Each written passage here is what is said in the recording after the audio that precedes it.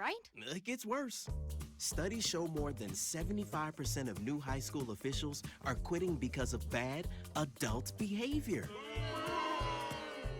So now there's a shortage of refs here in Idaho, in almost all sports. No officials means no more games. Is that what you want for us? Come on, parents. It's time to grow up. Cheer for your team. Be proud of your children. But stop being so ridiculous. And don't make us run another commercial. Because we will. This message presented by the Idaho High School Activities Association and the Idaho Athletic Administrators Association, reminding you to always practice good sportsmanship. Welcome to the Ryerson Family Backyard Games. There will be obstacles to face and challenges to overcome. Are you ready? Taking the hard path isn't always easy. It takes courage and determination to do hard things. Quitting tobacco and vaping is possible. You decide when. We'll show you how. Learn more at projectfilter.org or call 1-800-QUIT-NOW. We're Valley-wide cooperative. For 100 years, we've been your first choice for residential and commercial propane, fuels, oils, and lubricants. We service HVAC, install water heaters, propane tanks, and accessories. And yes, we'll even deliver right where you need it. Because for us, serving is more than a job, it's a way of life. We are proud to employ your neighbors and to be a cornerstone of your community. We're Valley-wide. Yesterday, today, and tomorrow. We're here for you. Former regional champ and back-end training. That's commitment. Ow. Oh, tough start. This is not as easy as it used to be, folks. And she's off. Obviously pushing through some pain. Every muscle is begging her to stop. How's she doing this? I'm not even sure she knows. Look at her go. And stop. Come on. And go again. It's literally the home stretch. Whoa. She made it. Feel the elation. What fuels that kind of fire? I am Kevin, and I'm from Idaho Falls. It's important for the disabled to be vaccinated because of COVID.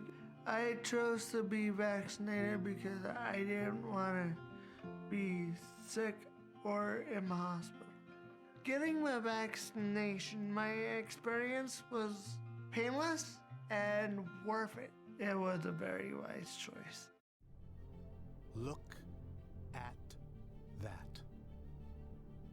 The unmistakable swagger of someone fully covered with health insurance through Your Health Idaho for as low as $0 a month.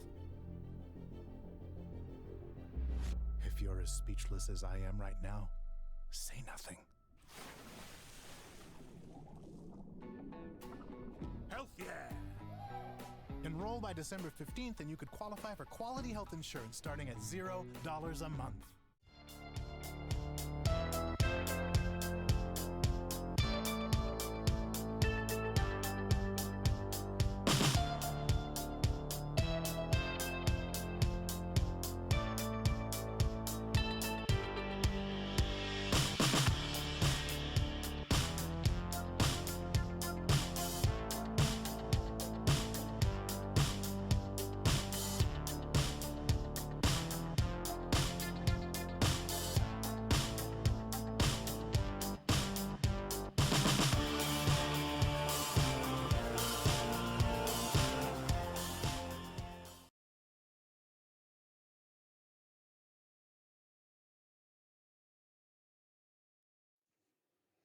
Welcome to Rexburg, Idaho at Madison High School, home of the Madison Bobcats, but tonight we're here for the Sugar-Salem Diggers and the Fruitland Grizzlies. Great state of Idaho playoff action. This is an IdahoSports.com game stream production of the 2022 Idaho high school football playoffs. Tournament coverage on IdahoSports.com is presented by Project Filter, Your Health Idaho, the Idaho Department of Health and Welfare, and the Idaho Transportation Department. Also brought to you in part by Wild Cooperative and your local Toyota dealers. We're here tonight to watch some exciting football playoffs. Sugar-Salem, by the way, I'll introduce myself. Tonight for the play-by-play, I'm Tim Belknap. I'll be here with my good buddy, Josh McGully. Josh, yes. How are you? I'm good. You excited for some football tonight? I'm very excited for some football. We have two great teams. We saw Fruitland play last week. Very impressive. Very impressive. Yes. Coming in as a 3 seed, knocking off the number 1 seed out of the Snake River Conference, Snake River, the Panthers, and just had their way with Snake River. Yeah, Fruitland, we'll name some of the players here shortly, but, man, we were really impressive. We're going to take just a quick break as we have the national anthem here, and we'll be back in just a moment.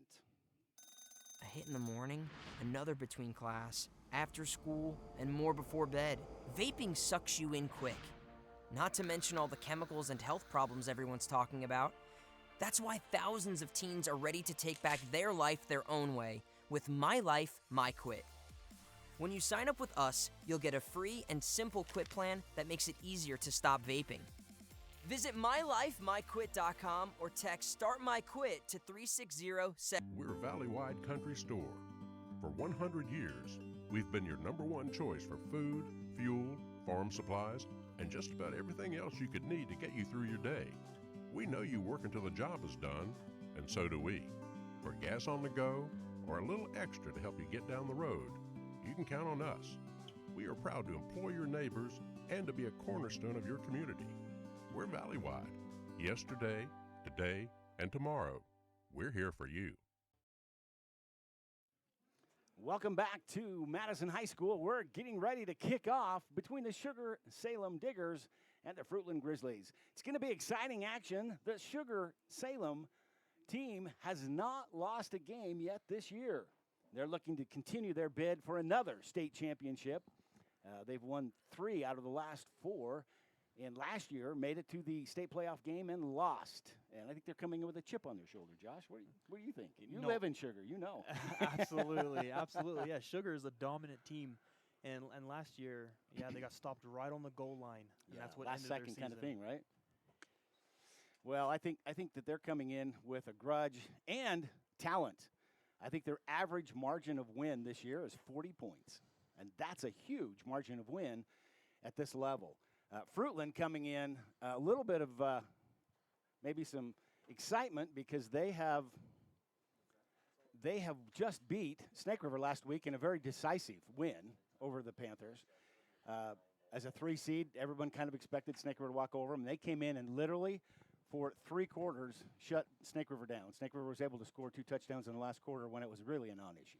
Yeah, Snake River, Fruitland was very impressive. We were on that call last week. Yes, we were. And it was very impressive to watch all around, offense and defense. All right, Fruitland kicking off to the Diggers. Fruitland with a kick. It's going to go out of bounds about the 25-yard line, and the flag flies. You can't kick that kickoff out of bounds in high school ball. And I'm sure Sugar's going to say, we'll take that penalty, and they'll bring it out to the 35-yard mark.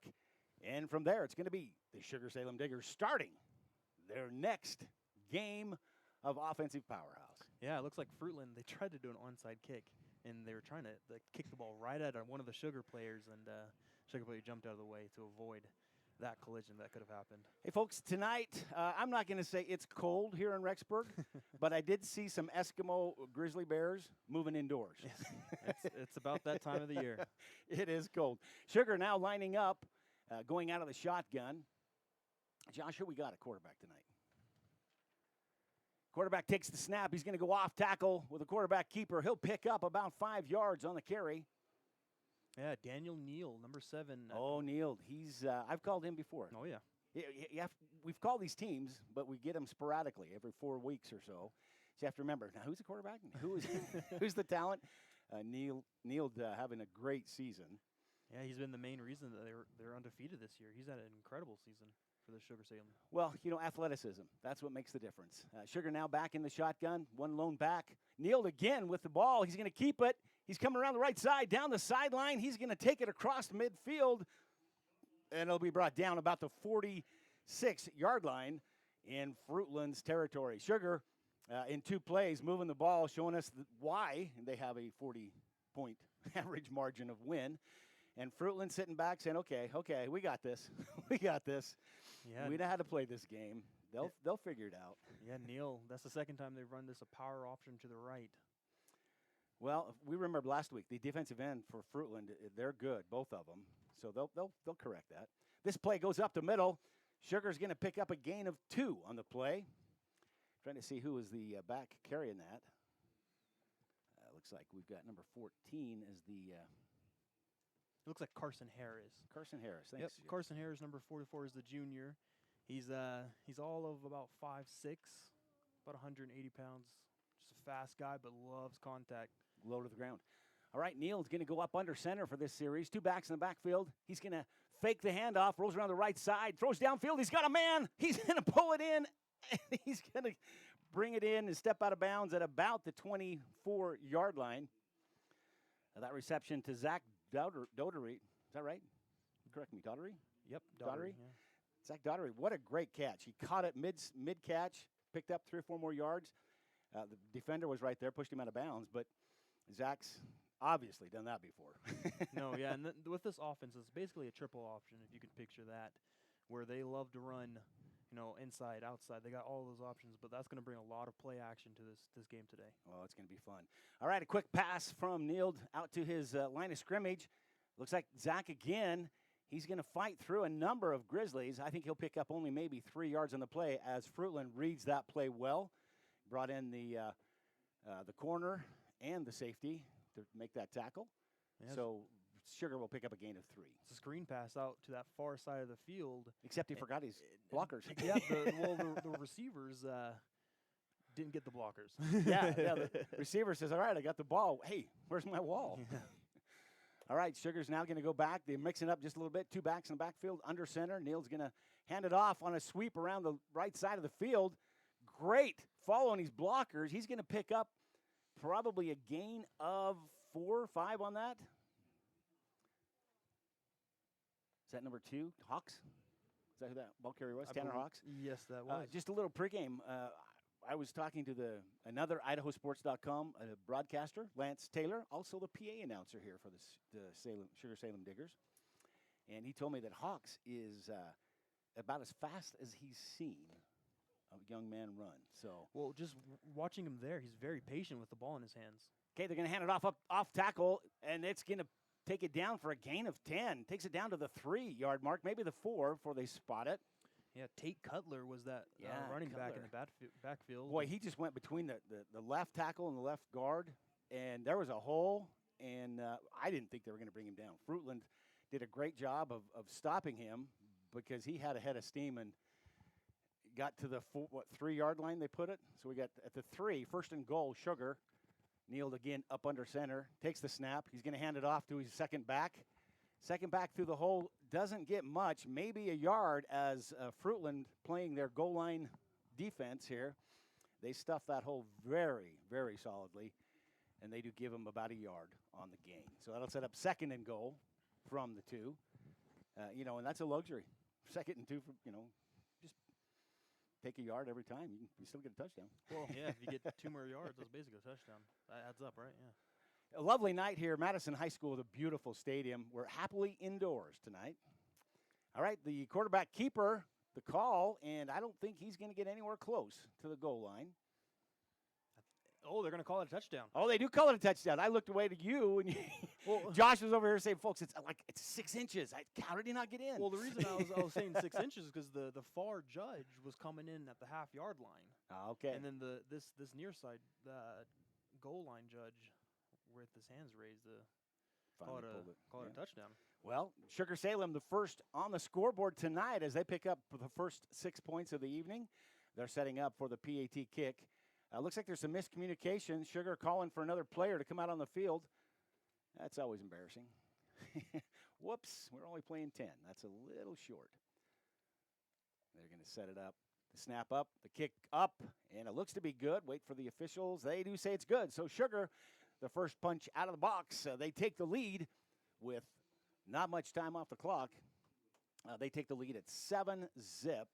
And just 8 minutes and 12 seconds left in the first quarter. So they take the first drive. They do exactly what you want to do when you get the ball coming out of the start of the game. They punch it all the way down, punch it in for points, and now have the opportunity to show off what has been very, very stingy defense for the Diggers. So it'll be interesting to see if Fruitland can figure out those beasts that are coming in on them. Yeah, no, Sugar, that was a very impressive first drive right there. But that's what they've done all season. And now I'm really excited to see what this Fruitland does. and see what they can keep doing from what they did last week. Yeah, well, they showed us last week. They came out and they did the same thing Sugar did in that first drive.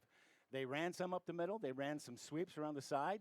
And when they got they got down to a couple of times, 3rd and 12, 3rd and 15, they threw a beautiful pass along the sidelines and picked up the first down. Yeah. That's the balanced attack that you need to have if you're going to stay in the championship playoffs. Absolutely. And Lane Roberts, number 40 for Fruitland, was our player of the game last week. What a game he had. It was beautiful. Over 100 yards rushing, 2 touchdowns, a pick 6. Great job from him. Yeah, that's the game that I'm sure he was wishing we had video because we were running audio only. And that's the one you'd want to buy and keep forever. Yes. Prove to your grandkids you're all that. All right, Fruitland gets the ball on the kickoff return.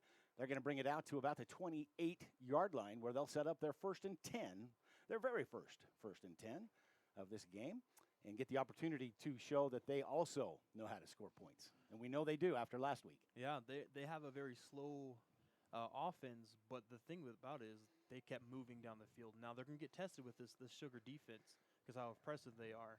Well, but if they can do what they did last week, it's going to be a very good game. Sugar's had a very strong middle linebacker.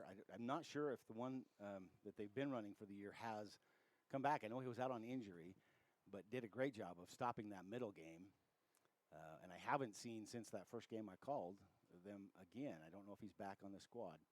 Fruitland's going to come out of the shotgun. They're going to hand it off, try to go up the middle, and there was no hole there. Sugar just collapsed on him. I'm waiting to see the line judge mark. It looks like they might have lost half a yard. Yeah, that first handoff was the number 40 Lane Roberts, and Sugar was ready for that. They watched or listened maybe to game film from last week's game because he was everywhere. I think so. Had to for this game. Fruitland now looking at the coaching sideline. Fruitland coach, I don't know if you knew this, Josh. Fruitland's coached by a 1999 Fruitland graduate and former Carolina Panthers offensive lineman Jordan Gross. Jordan Gross. Came home, made good with his team, and you know what? He's had a good year, so he knows his stuff. We know that. Quarterback keeper up the middle. He's going to pick up probably a yard total. Makes up half the yard they lost and a half-yard movement towards the first down markers. So it's going to set up a very long 3rd down for the Grizzlies. Not what they wanted to see, but if we look at the game film or what we remember from last week, I think Fruitland here is probably going to run that streaking sideline pass pattern that was so effective in the game against Snake River. All right, Fruitland, the quarterback in the shotgun, one back in the backfield, now back in motion. They're going to give it to the back in motion. He's going to come for the sweep to the left side of the field. He fumbles the ball, and it's going to look to be Sugar-Salem with the recovery, and it is. Sugar gets the recovery.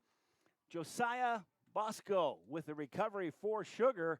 And you know what? They were looking like they were still going to be short of the first down, and I think he was trying to change the ball from one arm to the other and maybe do a little juking, and he didn't make the complete transition, and it jumped out of his hands, and Bosco said, hey, it's a championship game. I'm going to get a fumble recover, and does. Yeah, what a job right there from that Digger defense. You know, we've talked about it all game so far, and they were just sideline to sideline to get their hand on the ball and get that out of their hands. Great job. What 3 plays by Fruitland? That's painful. Fruitland's going to have to regroup on that one. And we know they can. We've watched them play. We've looked at the statistics for the season. It's capable. But Sugar now with the ball at the 35-yard line. Neal's going to hand off again for a sweep around the right side of the field. That's number 44 with the ball. He's going to take it down to the 25-yard mark. I think that's Carson Harris. Harris, I called the game last year where I watched him play. He ran all over the field. Yep, he's very quick. Very quick, very mobile in what he does, and very impressive running back last year and the year before that, too. Interesting. He doesn't, when you compare to those mammoth other people that he's standing around, he doesn't look very big, but it doesn't matter. He's quick. He's got the heart. All right, out of the shotgun, they're going to hand off with a delayed trap. Sugar's going to take that. I think that's number 12, isn't it, Josh? That sure is. Number 12. Caden Summers. Summers have a long history there of success within this program as well. They're going to give him a gain of, Josh, what do you call it, 3 yards? Give or take. 3 yards and 2 inches. Yep. Can't be exact, so we always round it up as much as we can, make it look a little bit better. Sugar now in, well, I guess a couple yards short of the red zone, but they've shown that they have a kicker, so literally they are in the red zone. All right, they're going to go up under Niels under center. He's going to take the snap. He drops back. Looks like he's going to pass, but he hands it off for the sweep to the left side of the field. It doesn't work well. Fruitland plays it well. I do think they'll pick up a gain of 2, maybe 2.5 yards on that play. Still going to set up a 3rd and probably 3.5 yards for the first down. So Fruitland showing that they did bring their defense. Not going to stand up and or stand around and let Sugar take him to the woodshed. No. So big 3rd down now for the Diggers as they had the ball on a turnover. And it's a 3rd and 3 for the Diggers. They're going to hand off that same play, and it's going to work for them this time as they juke and go around, almost take it down to the end zone. They're brought down by the Grizzlies at about the 3-yard mark. I think that was Tate Cutler, wasn't it, Josh? Yep, Tate Cutler. That's the second time he's run that play just for himself and picked up 10 yards every single time. Each time, and they've run it down here. So he obviously is their man from the 20 to try to punch it in on a touchdown. He came very close as he picked up 17 yards on that play. And now it's a 1st and goal from actually they mark it at the 2. So lots of room for the Diggers to be able to go into the end zone. Neal under the center. He's going to hand off. It's going to go into the end zone. That's Harris. He's going to take it in. Touchdown, Sugar. Wow. That's not how you wanted to see the game if you're a Fruitland fan. If you're a Sugar fan, you're singing and dancing. Yeah, absolutely. You know, you get the ball on your first drive, go down, score. You get a turnover on the next drive, and then you go down and score again. So 13-0 Sugar City. Yeah, and Sugar now setting up to do another PAT kick. Their first kick was good. Got a man in motion, which I don't see that often in a kick.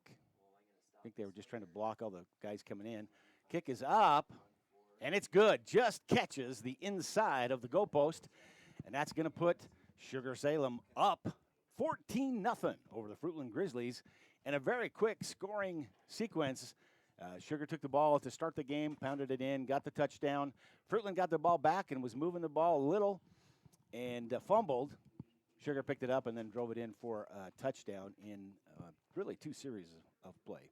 So with 4 minutes and 59 seconds left in the first quarter of action, Sugar up 14-0 over Fruitland in some exciting quarterfinals action here at Madison High School. It's a good time for us to recognize maybe some of our power boosters for tonight's game. For Sugar-Salem, they include Flam Funeral Home, Upper Valley Orthopedics, Sunglow of Idaho, Inc., Crapo Trucking, Pocock Trucking, and Pro Pete Fertilizer, and Grand Peaks Affordable Quality Healthcare. And for Fruitland, they include the Overhead Door Company, First Colony Mortgage, Evade Pest Management, Coldwell Banker Classic Properties, Farmers Mutual Telephone, and Pioneer Title. Our thanks to these fine sponsors for being a power booster and bringing this game to you free. That's always good, right?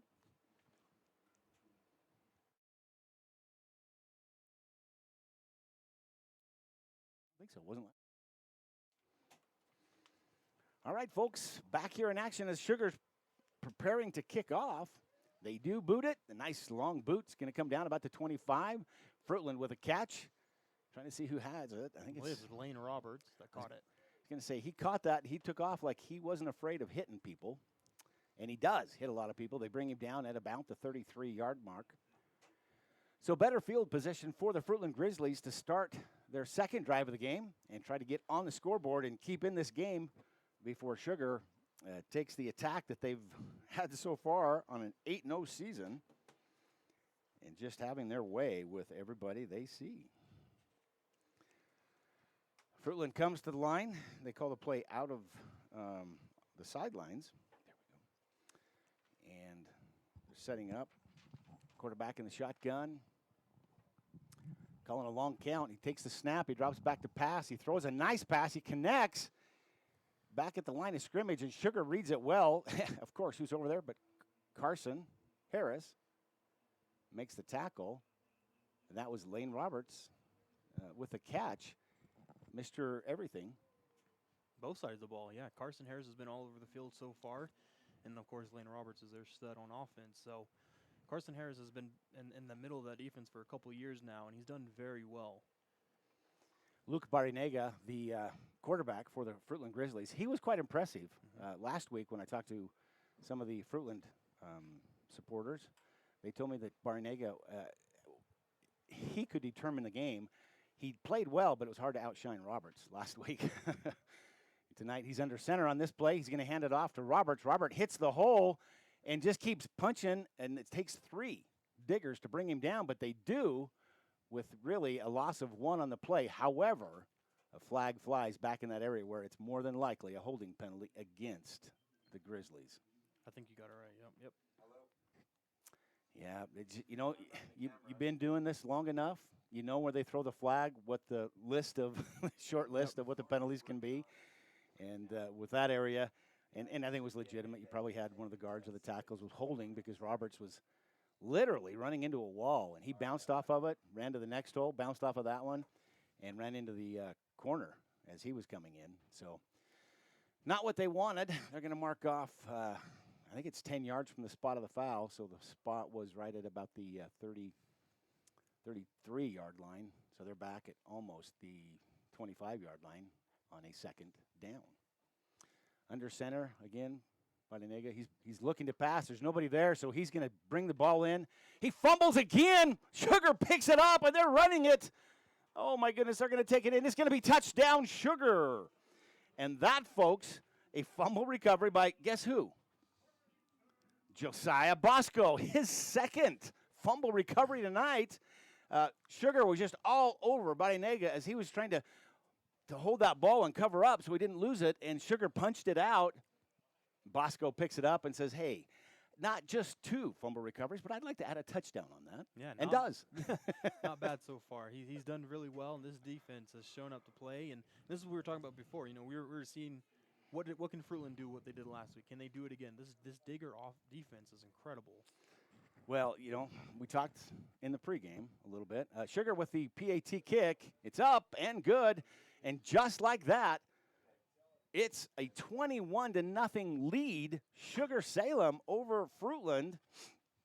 And we're not even out of the first quarter, folks. It's 3 minutes and 24 seconds left still in the first quarter, and Sugar taking a commanding lead as they haven't let Fruitland really get past the 33-yard mark, their own 33-yard mark, as they have just dominated that.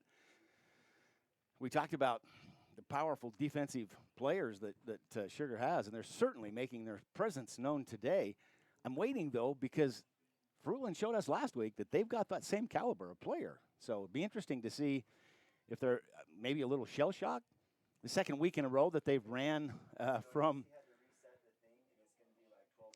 they've had to run from the Fruitland area over on the Oregon-Idaho border all the way over here to Rexburg, which is darn close to the Idaho-Montana border.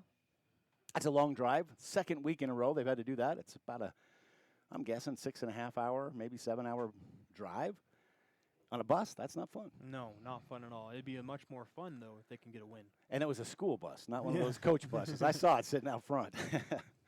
All right, Sugar sets it up. They're going to be doing another kickoff.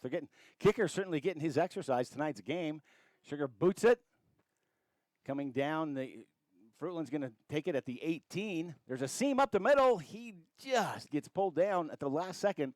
There was a good hole there. If he could have broke that one tackle, I think he had another 20 yards. But they don't. They bring him down about the 33, their best spot on the field so far. And Fruitland now, offensive coordinator, having to look at it and say, we can't do what we've been doing. They've been collapsing the pocket on the quarterback. The running back has been hitting the hole as they've just stuffed that line, literally. And Roberts not being able to do what he has done. No. So I would suspect we're going to see an attempt at probably a quick pass or a sweep. Yep, and we can see if we can get a toss here. Got two receivers on the long field. They're going to hand it off to Roberts right up the middle. Roberts trying to follow his tacklers, and Sugar does a great job of just stuffing too many people in the area. Roberts probably gained a yard on the play. Yeah, they're going to say he gained about 2 yards. Oh, he did get 2. All right. It's always amazing. I watch the spot of the line judge at the top of the field to see where he's standing when the ball is marked down. It's always amazing to me how they move it after that. Wait a minute. How does that happen? All right, Fruitland trying to regroup here. It'll be 2nd and 8 for them. Their best field position yet, as they're just shy of the 35, their own 35. They're going to come again under center, one back in the backfield. Barry-Nega takes the snap. He's going to hand it off to Roberts. Roberts hits the hole. He's got a good hole going. He's going to pick up the first down. He'll pick up a 10-yard gain, and that's the first down for Fruitland, and there's some momentum. There's Roberts in his element. That's what we saw last week, every single drive, the whole game. He hit that hole, and there were 2 Sugar guys there that bounced off of it. Yep. He's a very strong kid. I think that was Roberts saying, I'm tired of this. You guys start messing around with me, I'm going to break out my bionics or Mr. Hulk or whatever he's got. Yep.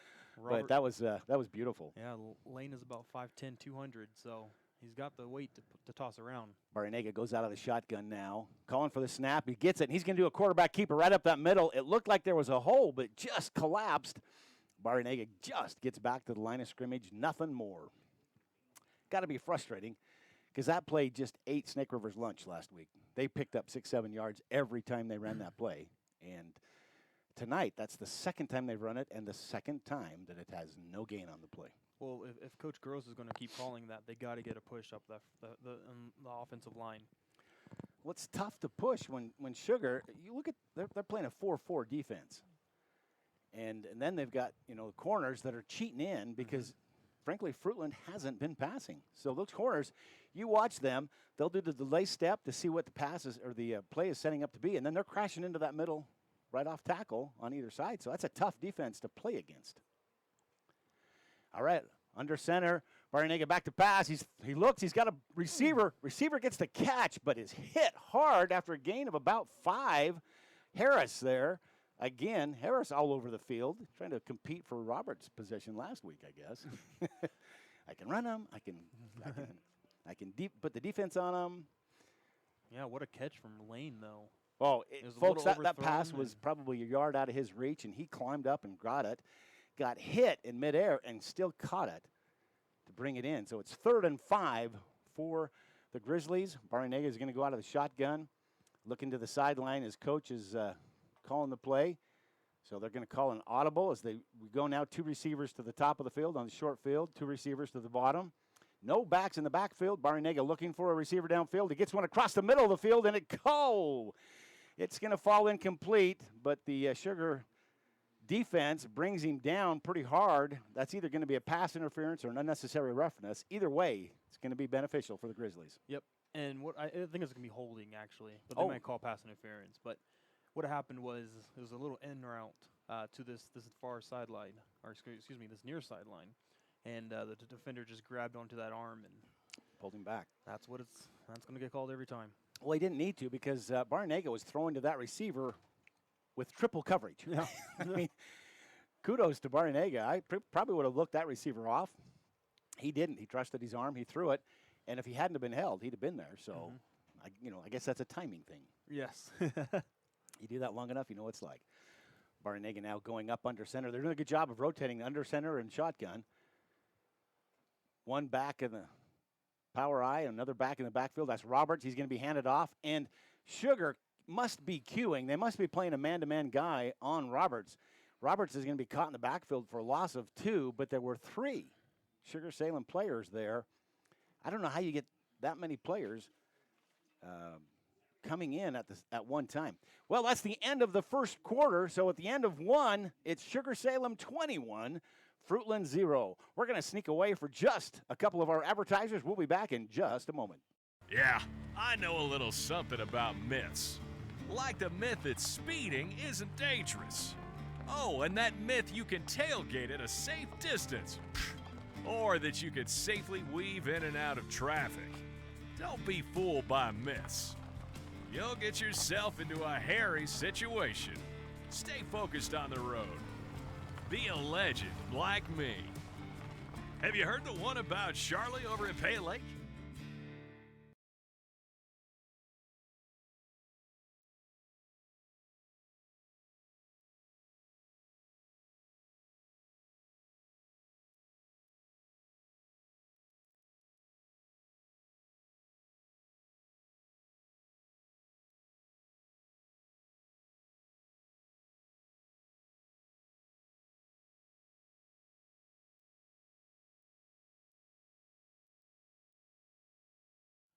Welcome back to Madison High School. I'm Tim Belknap here with my good friend Josh McGully, and we're starting the second quarter of the Sugar-Salem Fruitland quarterfinals State of Idaho football playoffs. An exciting action. Sugar 21-0 point lead now. Fruitland with the ball. They're going to hand it off to Roberts. No, it's a fake. They make the fake. Baranega goes back. He passes now to Roberts. Roberts doing his best to elude the Diggers, but he's going to be brought down. But he'll pick up a nice gain. That's probably going to be a gain of 5 or 6. Set up a 3rd and 5 for Fruitland. Doable. Yeah, it was a play action there for Roberts. And I bet. Yeah, I was watching Roberts. Yeah, and it was a really heads-up play from the middle linebacker, Carson. And he's taking a breather now, but he read that all the way and met Roberts out there to only allow him to pick up 5 yards. Well, you know what? That tells me that Carson's really a good student of the game. Yes. He reads it well and has all night. Baranega out of the shotgun now, bare backfield. He's got a man in motion coming across. They're going to hand him, they were trying to hand him a sweep, but they stopped the play as the officials indicate an illegal motion against Fruitland. Yeah. That's painful when you've got a 3rd and 5. Now you got a 3rd and 10. Yeah, those are drive killers. Well, they're morale killers more than anything. Just when you feel like you get something going, and they take it away from you and set up now a play that has to be completely different. A sweep, you can usually probably count 5 yards on a sweep. I don't know if you can count 10. No. I think they're going to end up running that crossing pattern across the middle again. Baranega, lone man in the backfield again with a man in motion. Looks like they're going to set up that sweep again. A fake to the sweep, and he passes. He's got a man back downfield. He makes the catch. Oh, he's going to go out of bounds and drop the ball. That hurt. He tried to make that catch and landed on his back. Trying to see who that was. That was a stellar catch attempt. Can you see who that is? Is that Roberts? No, it's not Roberts. Trying to see, is that 41 or is it 11? It's 11. So, sorry, folks. Just trying to see these jerseys. Number 11 is Theo Jackson. We called his name last week a couple of times. Certainly capable of pulling that in. Now they're in bad position. They're in tough position as they're on the Sugar 35, but 4th and 10. So they got to pick up 10 yards on this, folks. One back in the backfield. Baranega out of the shotgun. Rolls around to the right side looking for a receiver. Has to quick throw it. He gets it away, and the catch is brought in. What a great catch. It's going to be very close to the first down marks. Trying to see if they're saying that's an incomplete pass. That looked like a they catch said he to me. trapped it? No. Wow, that I'm not on the field. Officials make the call. I make the broadcast. Coy Kaufman made a catch. Looked like from here, and I had binoculars on it, that he had the catch. It did not look to be a trap because the Sugar guy was underneath him with his hands. So I think it was a catch. They say it's not, so it would be a turnover on downs, and Sugar will get the ball at their own 35. Josh, did you see it any better than I did? No, it definitely looked like a catch to me, but as I say, we're up here. We're not down on the field. Yeah. So he had a better angle than us. Either way, you don't change the call once it's made. All right, Sugar coming up under center. 2 backs in the backfield. They're going to hand it off up the middle, and they're going to power through for a gain of about, I was going to say 4, but they push them back, so probably only a gain of 3 on the play. Is that Harris? The bottom of that pile? It is Harris. Mr. Utility, both sides of the field. He gets up, shakes hands with the Fruitland guys. That's got to be irritating. Hey, thanks for letting me only get 3 this time. Hey, you guys, great tackle. You know, that'll make the kids on defense very angry. All right, Neil's going to set up in the shotgun. He's got 1 back next to him. That's the position where they often will run that power quick pass, and they do off to the right side of the field. Catch is made, and looks like we're going to pick up a first down for the Diggers. Looking to see who made that catch. Number 13 for the Diggers. Trying to get my numbers down here as we get these players. That is, I'm not going to say that name right, Ty Herlinger. Is that right? Ty Herlinger makes a great pass. He's going to pick up a 12-yard gain, bring the ball right at midfield, exactly on the 50. 1st and 10, Diggers. Boy, that's, you know, if you're Fruitland, you're going, what do we got to do to stop these guys? They hit us up the middle. They hit us on the side. They run a sweep. It's good to guess right. Yeah, and Fruitland playing a very strong 5-man line. They're going to Sugar hands it off around the right side of the field. That's going to be given to Ammon Lee. First time we've said his name tonight. No, is that right? Tyler Williams? That was a quarterback keeper. Oh, was it? Was it nailed? Yeah, it was Neil. I was going, man, I didn't see number 3 come into the game, so that makes sense. I was watching the defense, that 5-man D that they were trying to rush, and if Neil had rolled trying to get a pass, they'd have had him. Yep. But as it was, he was no longer there when they got into the backfield. All right, Neil comes over to the sideline to talk to Tyler Richens, his coaching staff.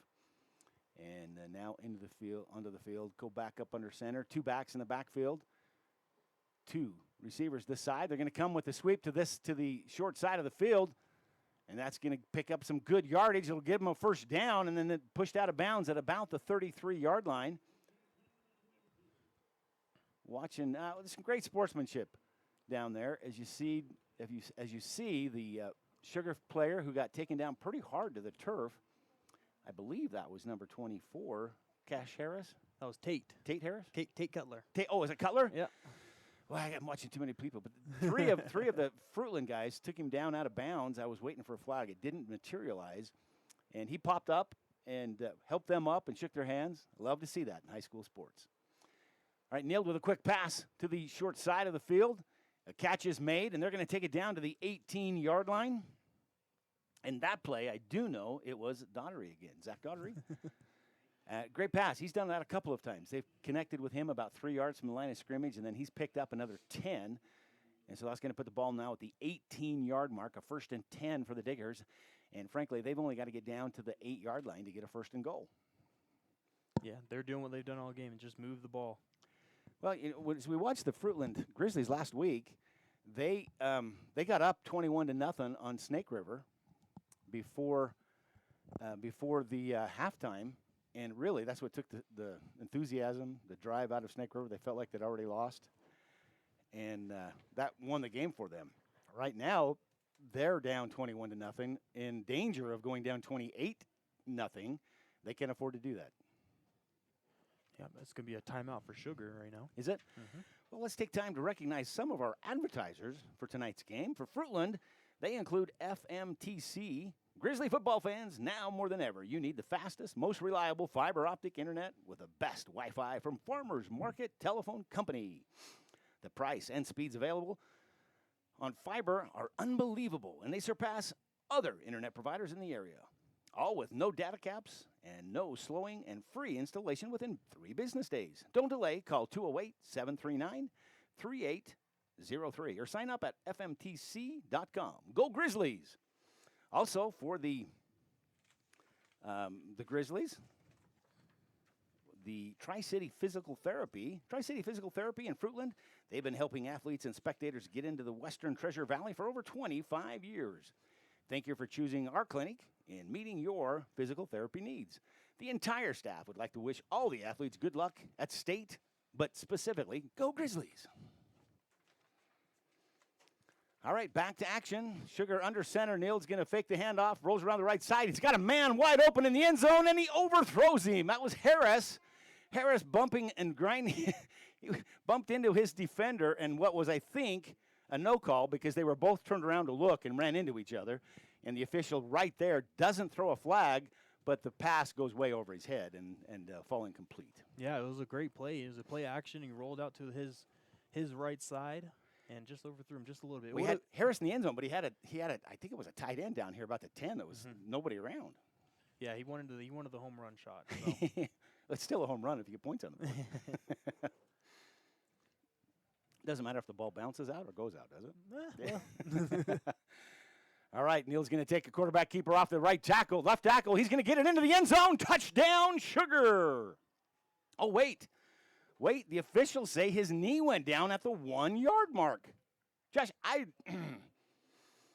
he turned around and went in with his back. I'm not sure how they say that was at the 1 because he didn't go down till the ball crossed the plane.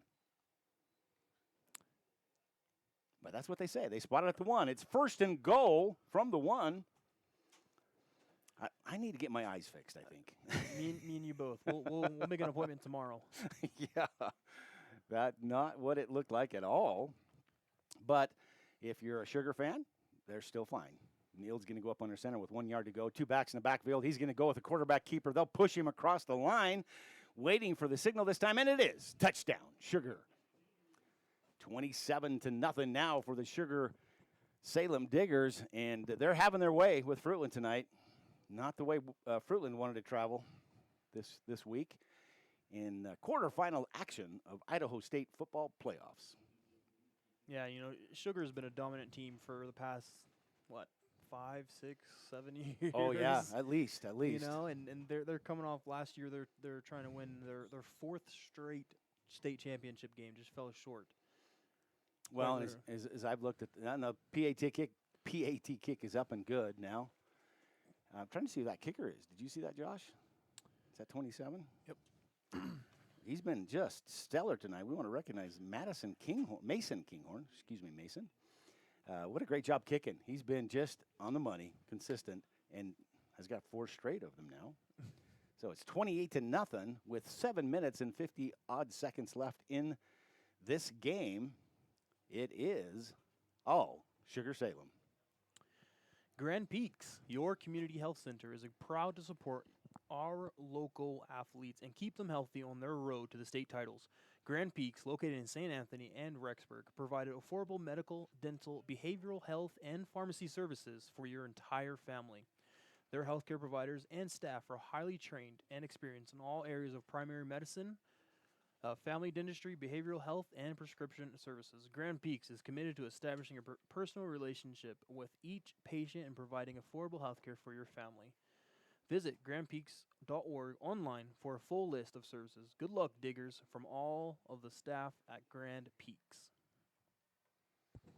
We appreciate our advertisers. They are very generous in helping make sure they're supporting their athletes, and we appreciate them. Nothing more than a great hometown support from the business community. Certainly has done well for both teams tonight. Sugar kicks off again. A great kick. Fruitland's going to pick it up at the 1 yard line. Looked like he stepped into the end zone. He gets it back to the 20 before he's brought down fairly rudely. And he got swung down. It did look like his back foot was in that end zone. Should have been a touchback. Yeah, I'm surprised he didn't just kneel on it too, because you can still kneel. Yeah, right? He had picked it up though. I know in the college. I guess you can. College works. You're right. Under 25, under the 25 yards, you can kneel and still get the ball at the 25-yard line. It's one of those safety rules that they changed. They probably should change that for here. Oh, it's great action here tonight at Madison High School. I don't know if they call this Bobcat Stadium. Mm-hmm. That's what they call it. I'm checking with the camera guy here. Fruitland with the ball at their 20. Barnega is going to go up under center. He's going to hand it off to Roberts. Roberts tries to hit the hole. It's not there, so he tries to shimmy off to where the hole is. He's going to pick up probably 2-3 yards. Sugar plays it well. 2-3 yards isn't going to get them all the way down the field for a very long time, but it's positive motion forward. So Fruitland, they'll take that, I'm sure. I got to say, we are blessed at this point to be inside. Oh, ladies and gentlemen, the snow is coming. It is 20 degrees outside. The flag is flying. It is cold. I'm just telling you, we've got enough coats and everything else out here that we could survive if we had to. Grateful to Madison High School and their staff, Principal Brady Clausen, making sure we didn't get stuck outside. A really beautiful pitch play, trying to set up the reverse, and they pitch it into that quick cut up the middle, and Sugar reads it beautifully. No gain on the play as they just brought down to the line of scrimmage. Yeah, the junior Ryan Bingham was the first one there. He wasn't fooled by the trickery and swung him down for a no gain. Boy, that's painful. That should have picked him up a few yards, and Sugar just reading everything. I wonder if somebody gave them a playbook from the Fruitland team, because they're certainly reading it tonight. Barnega drops back with one back next to him in the shotgun. Looking at 2 receivers now. One goes in motion. Takes the snap. He's looking for a quick pass. He's got a receiver. He's got the catch. He's going to get the first down. That was well played. Well played. 7-yard gain as he connects connected to Theo Jackson, our buddy from last week. Jackson having a couple of good catches. He got some good hands. Yeah, Jackson was the man in motion. Just a little screen pass on that far side, enough to pick up the first down. More than enough. So they'll get a first down. Probably, I think that's the very first down for Fruitland today. So they're picking things up and trying to get back in this action as they need to. Barnega again, one back in the backfield. A man in motion. The delayed trap up the middle fake. Barnega rolls around the right side. He's got a receiver. The receiver makes the catch. And he's going to pick up the first down. Yeah, that's going to be 88. Quinn Hood. Oh, they mark him. They say he's down. I thought he picked up the first. He's just short of the first down, so it'll be 2nd and 1. Hood with a great catch. Defender was literally right on him. Couldn't have probably put it anywhere but where he did and brought it in. So Barnega showing the arm that we've heard everything about and we saw last week, and he's not afraid to throw into coverage. He just puts it in the right spot. Yeah, it was a beautiful throw. All right, they're looking again, running that same format. One back next to Barnega in the backfield, shotgun. Back goes in motion. Barnega takes the snap, and he just goes up the middle, and boy, Sugar read that as well as a playbook because Barnega is going to be hit for a loss of 3 on the play. Yeah, the Sugar-Salem defense came into play. On that play alone, Roberts went out in motion, and as soon as that ball was snapped, those 2 ends on the defense were right there just waiting for Barnega. If he went left or right, no matter what, he was going to get taken down. Well, Fruitland trying to figure out an answer here. They've got 3rd and 3. That's a short distance for them, certainly with Roberts in the backfield. In most games, you'd say, well, just hand it to Roberts. He can punch that through. Hasn't been the case so much tonight, but we certainly know he's capable of that. And then we're going to look like we're going to do a timeout. So, Josh, maybe we can catch some more of those sponsors for us. Pocock Trucking is based in Sugar City, Idaho, but sends trucks all over the western United States and Canada. Pocock Trucking is full service, and by that we mean they do everything. They haul bulk commodities like feed, fertilizer, grain, and potatoes. It's a good thing they're around here to haul, huh? Yeah. I think they have little potatoes around I here. think they've got a market. They offer minor shop repairs and have a full-service lube bay. They grow potatoes, dairy quality alfalfa, and more. They can even sell you a used truck if you need one. Pocock Trucking's main office is in Sugar City, and their truck shop is located in St. Anthony. To find out more, go to www.pocockTrucking.com. Pocock proudly supports Sugar-Salem Athletics and wants to wish them good luck in tonight's game. Well, those are great sponsors. Right now, they're probably tickled to death. Sugar with a very comfortable 28-0 lead over Fruitland. It's a timeout on the field, but only 3 minutes and 53 seconds left until halftime in this quarterfinals playoff action. Josh, for you and me, we got to be excited because tomorrow our games are going to be in the Holt Arena down in Pocatello. Nice, comfortable, warm. Water's for us to drink. Bathroom's only about 2.5 miles away.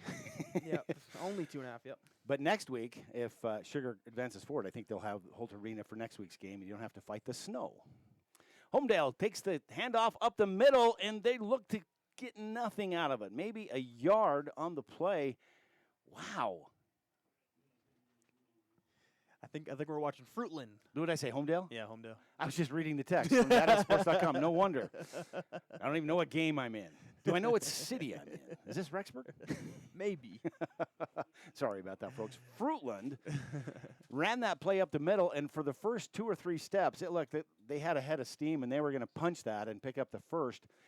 And Sugar did what they've done all night so far, just filled the hole with so many people that they couldn't go anywhere. Yeah, this is going to be a very big 4th and 1 because if they don't get this, the way Sugar's offense has been going. Barnega up under center, one back in the backfield, and guess who that is? They're going to hand it off to him, and he's going to hit the line. He's not going to make it. He's going to be short. Roberts not able to power through. Again, looked like he had the hole, had the speed, and Sugar just powers him back. Usually with forward motion, you're going to get it, and he does not. So it'll be a turnover on downs. They'll mark the ball at the 41.5-yard mark. of the Grizzlies, and it's Sugar ball. Yeah, Coach Gross is going to have to figure out how to get lane going. You know, Roberts was impressive last week, but now they're going up against a mammoth Sugar-Salem defense, and they're going to have to figure out a way to get, to get some that running game power going. play up the middle is just not working. They're going to have to go to the outside game. All right, Sugar takes the snap. Neal looking. He's got a man open downfield. The man, well defended by the Fruitland Grizzlies as they hit him just as the ball hits him, and that had to hurt. Yeah, Who that was Theo Jackson, and he, you know, the man got behind him just for a second, but Theo Jackson was there and ready and hit him perfect timing to drop. Tanner Hawks, the guy bringing the ball in, and he got hit hard. He's kind of limping off to the sideline. Boy, he's one of those receivers that if he had the ball, it probably would have been a touchdown. So Jackson, great job there on the defensive side of the field for him. That's a hard-hitting football play, though. Yes, that's always going to hurt. Always. Okay, Sugar back to pass. Nope, they're going to pitch it out in a quarterback option. Fruitland reads it quite well. I still think they'll pick up maybe 3-4 yards on it. Oh, gosh, they're going to give him 5 yards, looks like. Yeah, they're going to get him 5, but that's right now is the definition of what's going the different sides in this ball game. You got Sugar, who it looks like a blown-up play. They still gained 5 yards. Yep. And you got Fruitland, who will get the same kind of look, and they're going to lose 2 or 3 yards. Well, and it's interesting. You've got two teams that really have a lot of farm kids on it, kids who know how to work, both sides with those. All right, Sugar's going to take the ball. Neal's going to look for somebody. He doesn't see anybody, so he tucks and runs. He's going to pick up the first down and then probably 4 yards. That's textbook. You got a quarterback rolling around the right side. He's running out of room. Everybody's covered. He looked off 4 receivers as I watched him check those downfield. Didn't see anything, so he just tucked it and ran and picks up 6 yards, 7 yards. Yep, it was a play action to that right side of the field. He had 2 receivers that were his main option. It was a post route to the far sideline and then one route going deep, and both were covered very well. But he had one at midfield too, but he was covered. Yep. So smart heads-up move by Neal, and he shows us why he's the quarterback. They line up now. Neal in the back or the shotgun, going to hand off to the back. Back is going to go around the right side. He's going to take it in all the way. It's going to be touchdown, and that is, guess who that is? It's going to be number 1. Josiah Bosco. Yeah. He's already had 1 touchdown on a fumble recovery. He takes it into the end zone. Now he's got 2 fumble recoveries and a 20, what was that, Josh? About 24-yard rush. Yeah. About the 24-yard mark, I think. And looks beautiful, frankly. So Sugar, another score, and they line up for the kick. Kinghorn looking. He's going to kick. It's up. It looks good. And the officials say it is good. And folks, with very little time left here in the first half of play of this quarterfinal action play between the Sugar-Salem Diggers and the Fruitland Grizzlies, 1 minute and 47 seconds left. It's 35-0 Sugar. Sugar getting very close to their average margin of win. Yeah. What is it? It was 40. 40. Oh, 40. Okay. 5 points off that. Fruitland needs to figure out. And you know, Jordan Gross, he's spent all those years in the NFL. He knows football. Mm-hmm. And this is his home team. He's not going to let them get embarrassed in state football playoffs. So that'll be an interesting halftime conversation with Coach Gross and the Fruitland Grizzlies as they try to figure out what they're doing wrong that they can fix. And I'm positive, based on what we saw last week at Snake River, that they'll come out with those fixes. Yeah, and they're getting close. I don't know if the rule changes in playoff, but it does. In the regular season, if it gets to 40 points. No, not in playoffs. So we won't have a mercy rule. Well, the running clock? Well, yeah, that is the mercy rule, is a running clock. I guess it's what you call it. I apologize. But it's a nicer way to say that. Yeah. Because you know me, I'm all about nice. Yes. All right, Sugar's going to line up. They're going to do the kickoff. It's up. Kinghorn boots it. I'd let that go into the end zone, and Fruitland wisely does. But he wanted to. You saw him eyeballing that. He wanted to bring it out. Self-control right there. A lot of self-control because that was really maybe 4 yards deep in the end zone. He had no business grabbing that and pulling it out. So they'll bring it out to the 20. And that'll give Fruitland a chance to maybe, in a short clock situation, minute, 47? I got a poll right in front of me. I can't see that second set of seconds, but minute 47 left in this half. Fruitland's got to take it 80 yards to get a score. That's going to be tough based on how they've been stopped thus far. Is that polite way? Yeah, and they've had some impressive drives, but they've been stopped by penalties that stopped them. They've been stopped on 4th and goal. Fumbles. Or fumbles. Yeah. Or, they've moved the ball a little bit, but. All right, Fruitland's going to take the line. Barney Nega out of the shotgun, blown back next to him. 2 receivers at the top of this field. They're going to hand it off to Roberts. Roberts hits that tackle spot. He gets a couple yards. I think they're going to give him 3 yards total on that play. But with time running down, I'm sure. Oh, Sugar calls a timeout. Fruitland is going to say thank you. We'll let you take a timeout. We can go call a couple of plays. I think they're going to try to get the ball back. You think Sugar thinks they can? Yeah. Oh, they're going to try to get this ball back. They're going to use all 3 timeouts if they have to. It is state football playoffs. you don't take your foot off the pedal. As much and as painful as that can be if you're the opposing team and feel like you're getting rocked. But my goodness, it is definitely all Sugar-Salem in tonight's game. First half has been really highlight film reels for Sugar that they can use on what's been working for them in the state quarterfinal playoffs. Trying to get into the semifinals, and of course then the finals, where Sugar last year made it all the way, trying to do that four-peat as you referenced earlier, and came 1 play short, if I remember. You were there, Josh? How crazy is this? So that senior class last year had won their state title every single year, and it came down to the final play, and to go for your 4th straight title and lose by, or not be able to get into the end zone by a half yard. Yeah, that's crazy. That's painful. Very painful play. But they still have 3 state titles.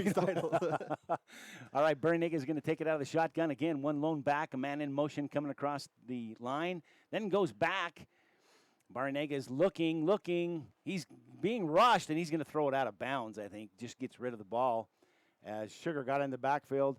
And, again, a class act is the Sugar player. Josh, are you seeing who that was? Caden Summers was in the backfield. Caden Summers, again, shows great sportsmanship. He was no mercy. He had to hold of Barnega. Barnega threw that out of bounds so he wouldn't go down. And, of course, Summers took him to the ground and then stood up, helped him up, patted him on the back. Barnega is probably saying, leave me alone. You can't throw me into the grass and then pretend like you like me. Yeah, well, that throwaway helped Sugar as they want the ball back.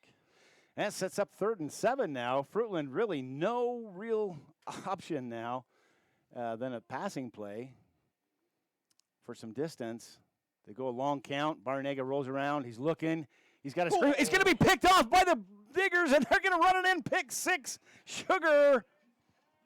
Oh, my goodness. That's not what we Cash thought. Harris. Cash Harris just having a wow. It was literally I think it was Lane Roberts. They were trying to throw a quick 4 or 5 yard pass. Harris set back. Nobody saw him. They saw the defender for Roberts. Harris saw where it was going. He started running, and the ball hit him. You couldn't have had a better pass if they were thrown to him. Well, Fruitland wanted to go. There was a play action pass that he was throwing out left, but they really wanted that screen pass back, and Cash was all ready for that. He saw Lane sneak out into the flats, and it was an easy pick 6, the easiest interception of his career, and that's going to be blocked. Kinghorn again trying to get it up, and Fruitland gets in. They block the pass. Kinghorn miffed. He's going, these guys knocked me down. How can that not be running into the kicker at minimum? The officials say, look, count your blessings. Look at the score. It's not quite halftime. And, folks, we started that last drive for Fruitland at 1:47 seconds left. We're at 1:26 seconds left. So do you remember last week when Fruitland had 1:26 seconds left? They scored twice. That was Butte County. That was Butte County game yep. we did. Yeah, Josh and I were doing a Butte County game, which is 8-man football, some of the fastest action in all of Idaho football. And Josh told me that Butte was going to take the ball and they were going to score with 1:25 left. And I said, oh, no, they can't do it. And Josh proved to me that he's prophetic, because not only did they score that time, they got the onside kick and then took it in. They scored twice in 1:25. Well, are we going to see Sugar? I think they'll be respectful and not go for an onside kick here. I think they'll boot it. They got Kinghorn with that leg. He boots that clear into the end zone. Why at this point? I mean, scores 41-0 going into halftime. That's a final score in most games. This is halftime. So Fruitland feeling, at this point, beat up. Can't feel anything but. Our apologies to the Fruitland people listening. Hopefully they'll be able to make some corrections at halftime. Kinghorn's kick is a little short. They take it at the 10. They're going to bring it out to 20, the 25. They'll be brought down about the 28-yard mark. Maybe the 29, looking for the spot. I think they'll probably put it right between the 28 and the 29. And that'll be Fruitland. 1st and 10. Fruitland with a minute 20 left. In that neighborhood, a minute 22 looks like. Needing to not throw another pick six. That's first and foremost. That's 3 turnovers in the first half for them. Yeah, in a championship game, you can't give that other team that kind of advantage. All right, Fruitland, they're going to take it at the line under center now as Barnega looks over his receivers. He's got 2 in the backfield, 1 on each end. They're going to hand it off to Roberts. Looks like maybe they're just going to say, let's run this out. We'll go back and figure out how to revamp everything. And Roberts will go around the left side of the offensive line, just off his left tackle, and picks up a gain of 4 yards on the carry. Yeah, I was looking at the Sugar sideline to see if Coach wanted to call a timeout and try to get the ball back again, but he's going to let this one run out. Coach Richens going, 41-0. I don't know, maybe. These boys are good, but Fruitland just saying, give us a shot. 2 backs in the backfield. I think Fruitland might be looking. They're watching the clock. They're going to let it play down. I think they're just trying to run the clock out. Yeah, Josh. They want to get to halftime. They want to talk and discuss and get warm. Yeah. As cold as it is out there, I don't know what the temperature is right now, but it's cold. Was that Roberts again? That sure was. Roberts making it everywhere. He powers through. He picks up a gain of another 3, maybe 2. Looks like he's going to set up a 3rd and 4 for them. So still needing something for the first down. Time winding out. This will probably be the last play of the half. Fruitland, in fact, says it is the last play of the half. They're not going to want to play it. They're going to just let the clock run down. Sugar coming over to the sideline. They're enthusiastic. They're jumping up and down. They're excited with a 41-0 lead. They have every reason to be. Fruitland feeling like we got to make some corrections here. So they run off the field, try to get the locker room where they can warm up, fill their hands and toes again. And they're gonna do that. And we're going to take a break. We're going to head off to our sponsors and advertisers, and we'll be back for some halftime discussion in just a bit. Ads like this keep popping up, but I see through the hype because those vape clouds people claim are just water vapor contain as many as 31 different chemicals, like formaldehyde, the stuff they preserve dead bodies with. And while the flavors sound all harmless, we still have no idea what these ingredients could be doing to our bodies. But I already see vaping for exactly what it is. Get the real facts at BehindTheHaze.com. We're a valley-wide country store. For 100 years, we've been your #1 choice for food, fuel, farm supplies, and just about everything else you could need to get you through your day. We know you work until the job is done, and so do we. For gas on the go, or a little extra to help you get down the road, you can count on us. We are proud to employ your neighbors and to be a cornerstone of your community.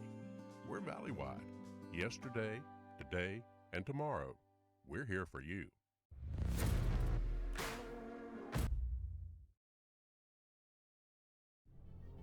Look at that. The unmistakable swagger of someone fully covered with health insurance through Your Health Idaho for as low as $0 a month. If you're as speechless as I am right now, say nothing. Health yeah! Enroll by December 15th and you could qualify for quality health insurance starting at $0 a month. Hello? I was in an accident. You okay? Yeah, I'm fine. I have my seatbelt on. I'm Jen Miguel-Seiler, and I'm from Moscow.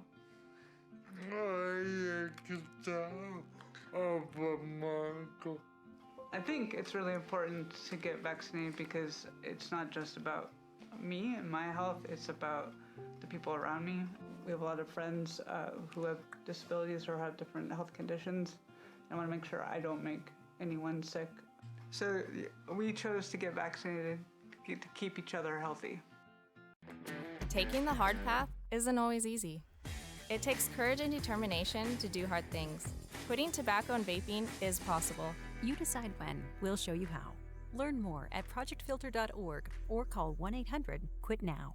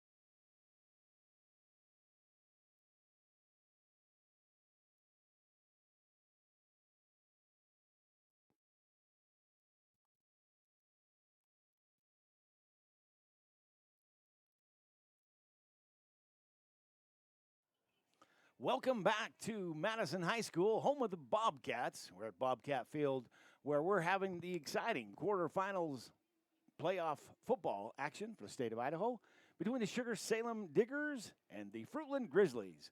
The tale of the half at this point in time, as we're waiting for to set up and get ready for the kickoff of the second half, is Sugar City dominance. No other way to call it, Josh. Yeah, no, Sugar's been dominant all year. Their average win percentage, or not win percentage, but win by over every team is 40 points, and so yeah, they're right at that average. And just as important as that win average is that they have not given up no team has scored more than 10 points on them this year.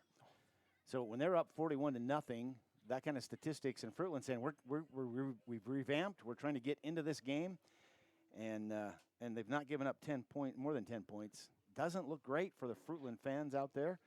Hopefully they can overcome the odds and get onto the scoreboard. As Sugar will start the second half kicking off. Kinghorn with a nice belt to the ball is going to kick it into the end zone, so it'll be a touchback. They'll bring it out to the 20, and Fruitland will have a chance to set that up at the 20, a 1st and 10, and an opportunity hopefully for the Fruitland Grizzlies to shake off some of the dust that they've been experiencing as Sugar has dominated them in this game thus far.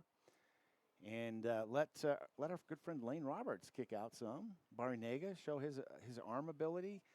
Some of those things that we knew or expected we would see in this game after having been on that game for them last week. No, yeah, absolutely. And I want to see something different. I want to see what Coach brought up and see if he can get Lane maybe a different running lane, so to say, or maybe something different to see. Barnega fakes it on a sweep. He's going to hand it off up the middle. It's not much there, maybe 2 yards. Was that Roberts? Yep, they're going to give him 2. But 2, yep. You know, once again, they did that in the first half too, where they had a motion guy. They used that motion guy as a distraction and handed off to Roberts. Yeah, they should have gave it to the motion guy. Motion guy would have picked up probably 5 or 6 yards there. At least that's how it looks. Again, you know, armchair quarterbacking up here at the top of the press box.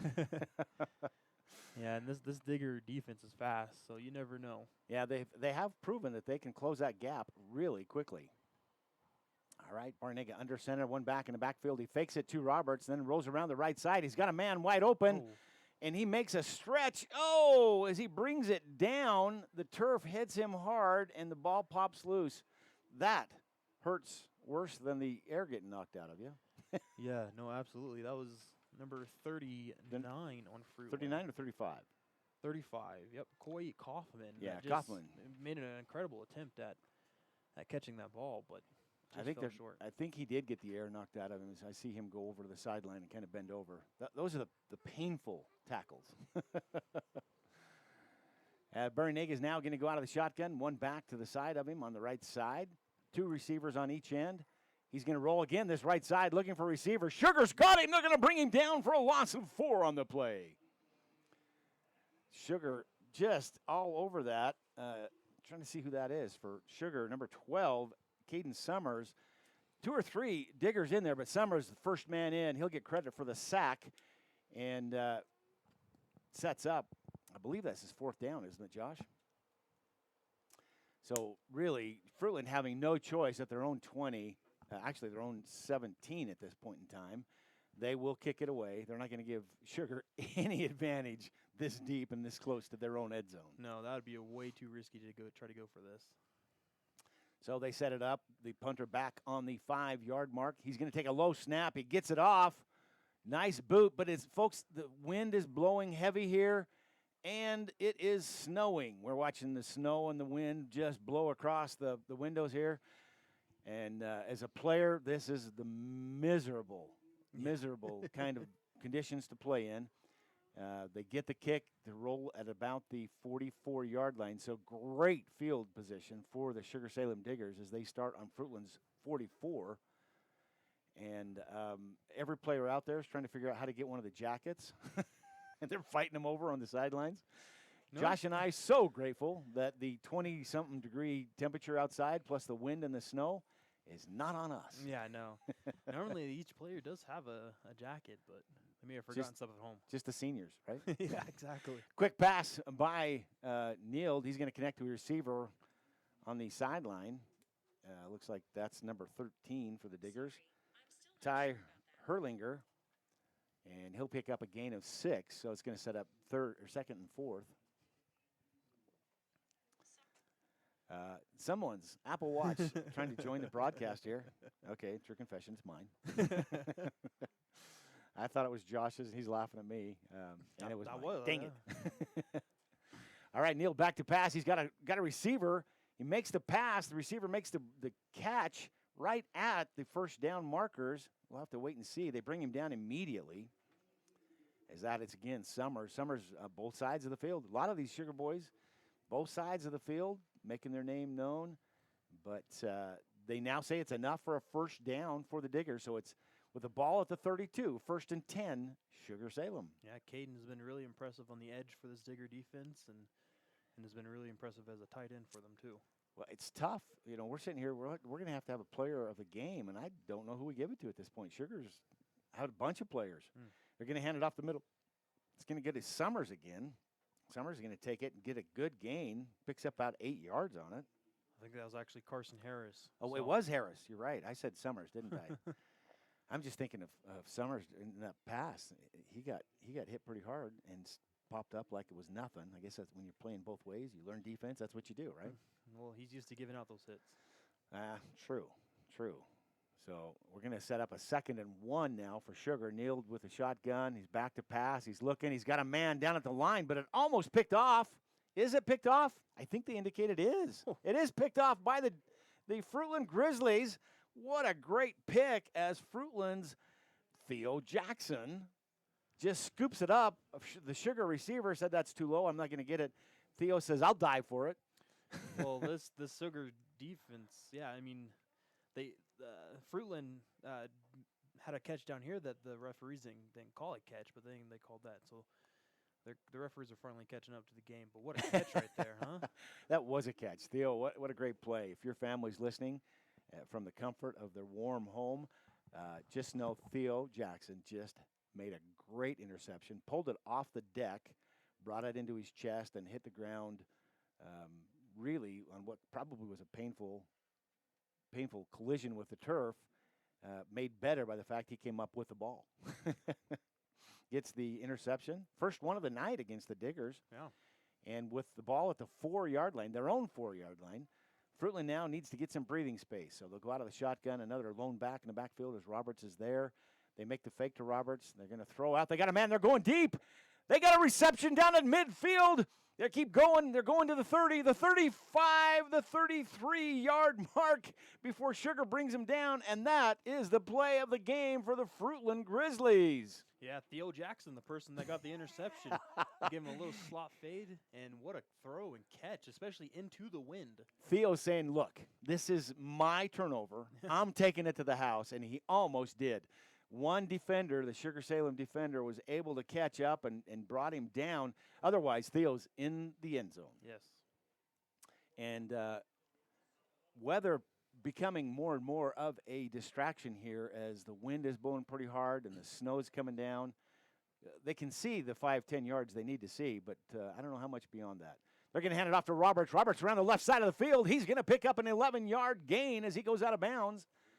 And that's the Roberts we've been expecting this whole game. Yeah, he had one run in the first half that really looked like himself. And, you know, with the passing attack finally opening up something on this drive, they're giving a reason for Sugar to actually respect that. So he's going to get holes like that. Well, the Fruitland Grizzlies starting this drive at their own 4-yard line, taking the snap in the end zone, now sitting at the Sugar 22-yard mark, a 1st and 10 for them. As they're moving the ball the best they have moved. So there's your answer. Coach Gross at halftime setting up a couple of plays that they could see from the coaching staff that would work, and they do.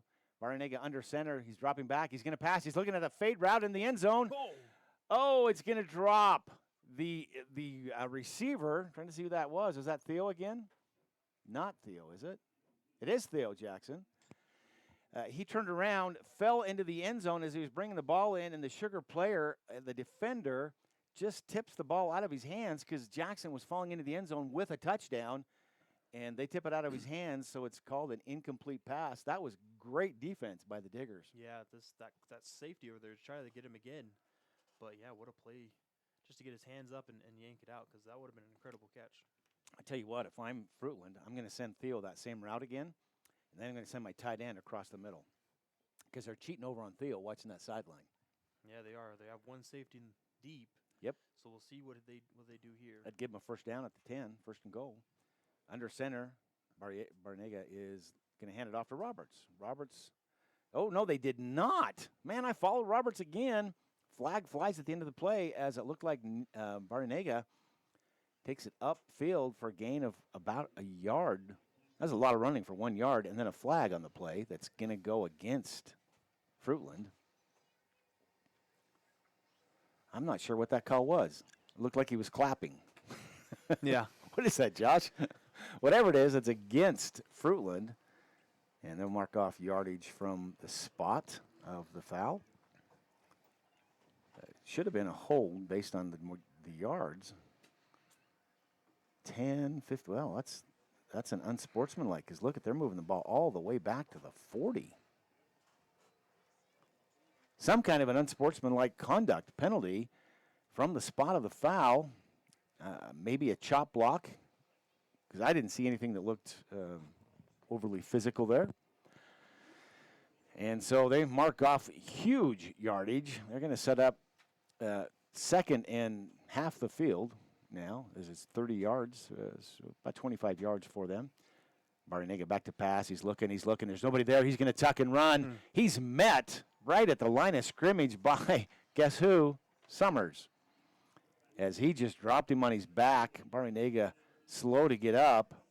He does, though, get up.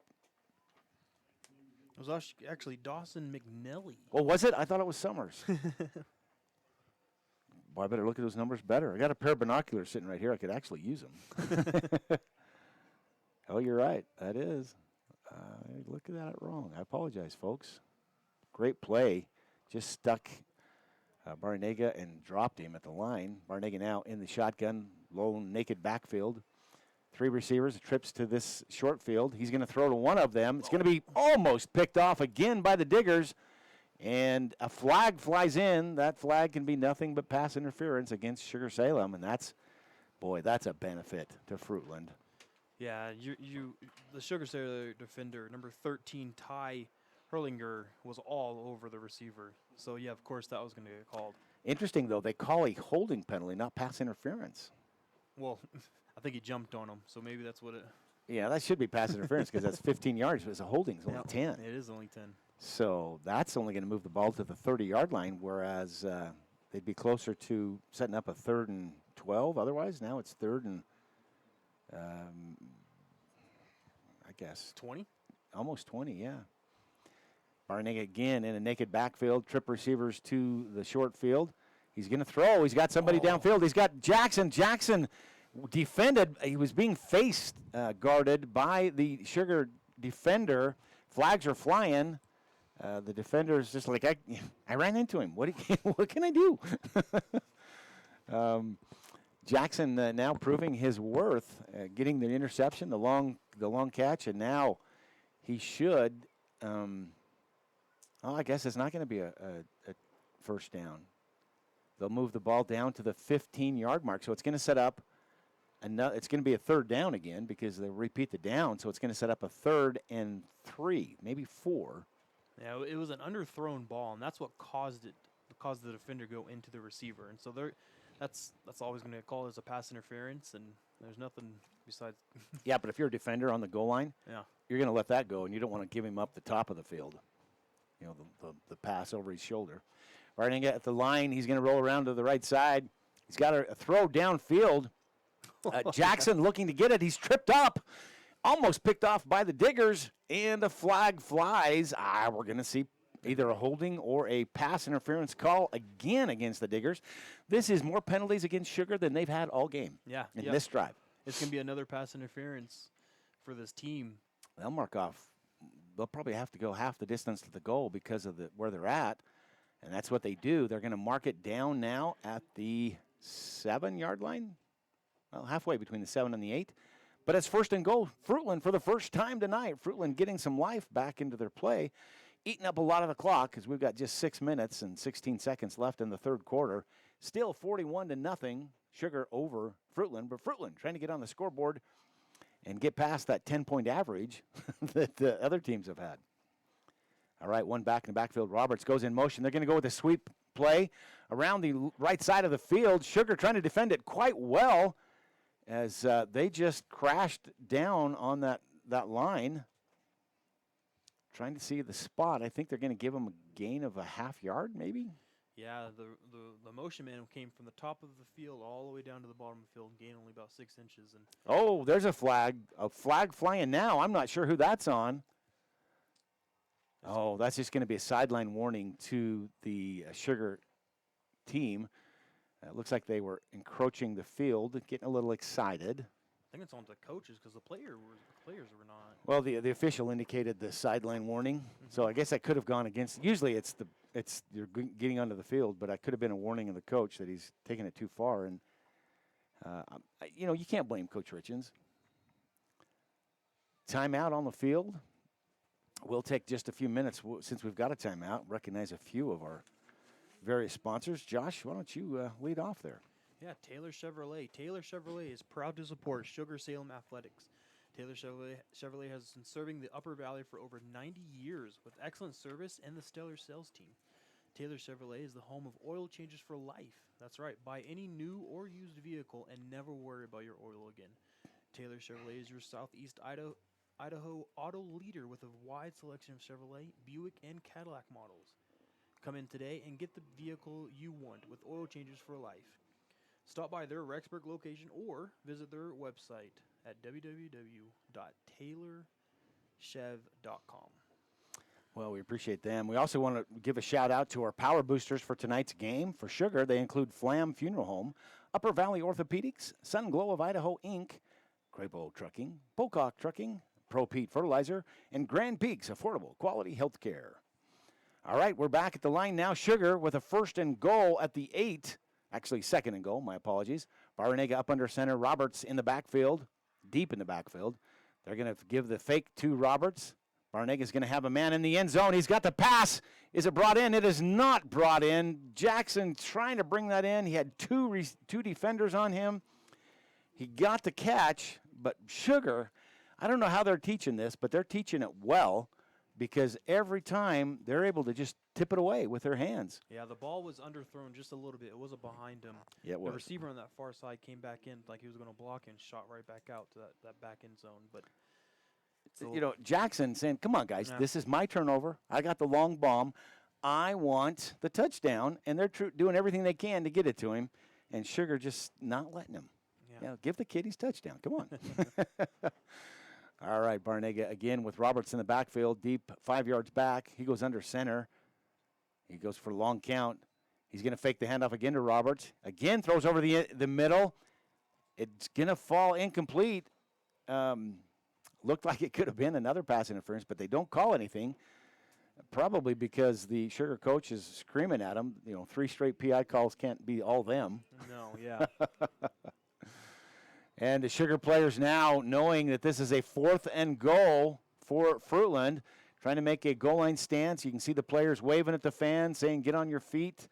And up 41-0. They're just trying to say, we don't want them to get into the end zone. We want to have a blowout, I guess. Yeah, but keep a donut on the field. Keep a donut on the scoreboard. Yeah. Well, in pitching, isn't that called a no-hitter? Well, there was a no-hitter in the World Series. Did you see that? I saw that. That was not the team I'm cheering for. No, but not at all. And they do now call a timeout on the field as Fruitland tries to figure out the answer to move them from the 8-yard line down into the end zone and get on the scoreboard for the first time tonight. We'll take a minute to, again, recognize our power boosters for tonight's game. For Fruitland, they include Overhead Door Company, First Colony Mortgage, Evade Pest Management, Coldwell Banker Classic Properties, Farmers Mutual Telephone, and Pioneer Title, our power boosters for tonight's game. Also, run through all my papers here. Got 6 or 7 of them somewhere. Josh, I don't know where they went. Where's our advertisers? Oh, here they are. I knew they were here. We got schedules. We got rankings. We got advertisers everywhere. So tonight for the Fruitland team, Fruitland Grizzlies, their advertisers include FMTC. Grizzly football fans, now more than ever, you need the fastest, most reliable fiber optic internet with the fastest Wi-Fi from Farmers Mutual Telephone Company. The price and the speeds are available at an unbelievable and surpass other internet providers in the area, all with no data caps and no slowing and free installation within 3 business days. That's Farmers Mutual Telephone Company. Don't delay. Call 208-739-3803 or sign up at FMTC.com. Go Grizzlies! And the Grizzlies now with a 4th and 8. They're going to get a pass over the end zone. It does look to be a touchdown. It is a touchdown. Was it Theo? It is. Theo Jackson gets his touchdown. He deserves that. He got the interception down at the goal line on the other end. He had the long 50-yard bomb. Actually 60-yard bomb where he picked up 50, 60, 70 yards. He deserved that touchdown. They tried to take it to him about 6 times, got a couple of pass interference calls, made up some, recovered some penalty yardages, and they get into the end zone for the first time tonight. PAT kick, it's up. It looks to be good. Did they say it is? It is good. And it's now Fruitland Grizzlies on the scoreboard. The score with 5 minutes and 20 seconds left in the third quarter. Fruitland Grizzlies 7. The Sugar-Salem Diggers 41. That worked well, Josh. They got the score. They got what they needed. Coach Gross pulling them out of halftime and getting some offense. Now they got to figure out defense. Yeah, how to stop Sugar. Well, you stop them by an interception. Yeah, that's one way. That's one way. If you're going to really make this happen, you got to get a stop right here. Yeah, you don't have a choice at this point in time. You got to get back in this game. You need actually probably an onside kick at this point. And we've seen them do it. So we've seen them do it successfully, and we'll see if they can do it again. But the problem is do you dare give Sugar field advantage at midfield after the game they've had? Maybe it's one of those risks. Maybe not yet. Maybe in the fourth quarter. Yeah, I can see it in the fourth quarter. I don't know. That's why I'm a broadcaster, not a coach. I don't know that I have the guts to make those calls like that. Some of those calls, you just think, are you really going to do that? Yeah, I could never be a coach because I like the deep shot too much. So I would need somebody that can at least throw the ball 30 yards. But you know what? My forever idol is going to be Johnny Linehan from BYU. Mm-hmm. When they were playing, BYU was playing at Boise State. He's kicking from the back of the end zone on a 4th and 20. he took the ball and tried to do a fake punt, run it out. Oh boy! He got about 5 yards out of the end zone, so it set up the other team at 5 yard line, 1st and goal. He had the courage to do that, and it had to be courage because as you watched him run off the field, his coach was tuning him in. Yes. Yeah, that's one of those things that you know. You kick the ball when you're in the end zone. Yeah, just don't show up to practice on Monday. That scholarship you used to have? No more. All right, the Fruitland kick goes out of bounds at about the 20, but because it is a kickoff, they'll bring it out to the 35. And Sugar with the ball at the 35, now going to make up some yardage from that turnover last time. They're going to hand it off, and it goes up the middle. They'll pick up 10 yards on the carry. That's Tanner Hawks. He got shook up a little bit in the first half. Whatever it was, he shook it off because he just picked up a 10-yard gain on a run off tackle and showed that he can pick up 10 yards at will. Yeah, Fruitland gifted Sugar the ball at the 35-yard line, so dangerous. Very dangerous. That's weird to say for a team that's 35 yard on the other side of the field. Right. Nailed under center. He's going to hand it off on a play again off the left tackle. Not quite the result that they got on the right tackle, but they'll still pick up a gain of 2 on the carry. Trying to see who that ball carrier was. That is number 21, Luke Aldrich, on the carry. Looks like they're kind of rotating Aldrich and Cash Harris, and who was the other ball carrier I just said? Tanner Hawks. Looks like they're kind of rotating them in each play. All right, again under center. Neal's going to hand off. It's going to hand off up the middle, straight up the middle. They'll power forward for a gain of about 3. That is our buddy Carson Harris with that power move. Yep. Young man, I think he can pick up 3 yards in his sleep. Yeah, no, he's a big body. He's a big body. He's not, the tallest of characters, but he gets low and he can drive his feet. So. And that's the secret. Once you Yep. get low, it's hard to tackle somebody who's got those powerful legs, and he Exactly. obviously has those. So it's 3rd and 5 for the Diggers as they go up under center again. They're going to fake the sweep. Neal's running around the right side of the field. He's got a receiver. That's Harris again. Harris is going to take it down to the 28-yard mark, 27. Watch the spot. Looks like maybe the 27, 26. Before he's moved out of bounds, but that's Carson Harris. Cash. Or is it Cash? It's Cash, yep. Oh, I thought it was Carson. It's Cash Harris. You're right. I can't get the right Harrises here, man. Yeah, they're all related. I think some of the Harrises are Cousins? are brothers, and the other Harrises are cousins. Well, it's a great name in the Sugar area. Yes, it is. Well-known Harris family. And certainly well-known on the ball field. Okay, Neal's going to go up under center. 2 backs in the backfield. Going to go out of the power Michigan State move. Neal's looking. He's looking deep downfield. Nobody there. He's going to tuck the ball and run. Fruitland's going to grab him for really limited gain, if not a loss. It's a loss, isn't it? Yep, that's going to be a loss of a yard. Trying to see. 69 is the player for Fruitland who got that sack. Make sure we get a shout out to him. That's Parker Barnes. Parker getting the sack. A loss of 1. Ultimately, Neal was looking deep, but it looks like there was some miscommunication because the receivers were not deep. Yeah, he had the time. He really had the time. He could have thrown that deep and got a touchdown. They're going to just go under center. They're going to hand it off on. I think that one is Carson Harris, isn't it? Yes, it is. Carson's going to pick up a gain of probably 4 yards. That's a heads-up move that you just saw him do. They took his feet out from underneath him, and he threw his arm down. And which tells me he's incredibly strong because he just did about 1.5 yards dragging his feet that were up in the air by his arms. I don't know how you hold on to the ball and do that. That was pretty athletic. All right, Neal's now in the shotgun with one back to his right, trips to the top of the screen. He's going to roll to the top of the screen.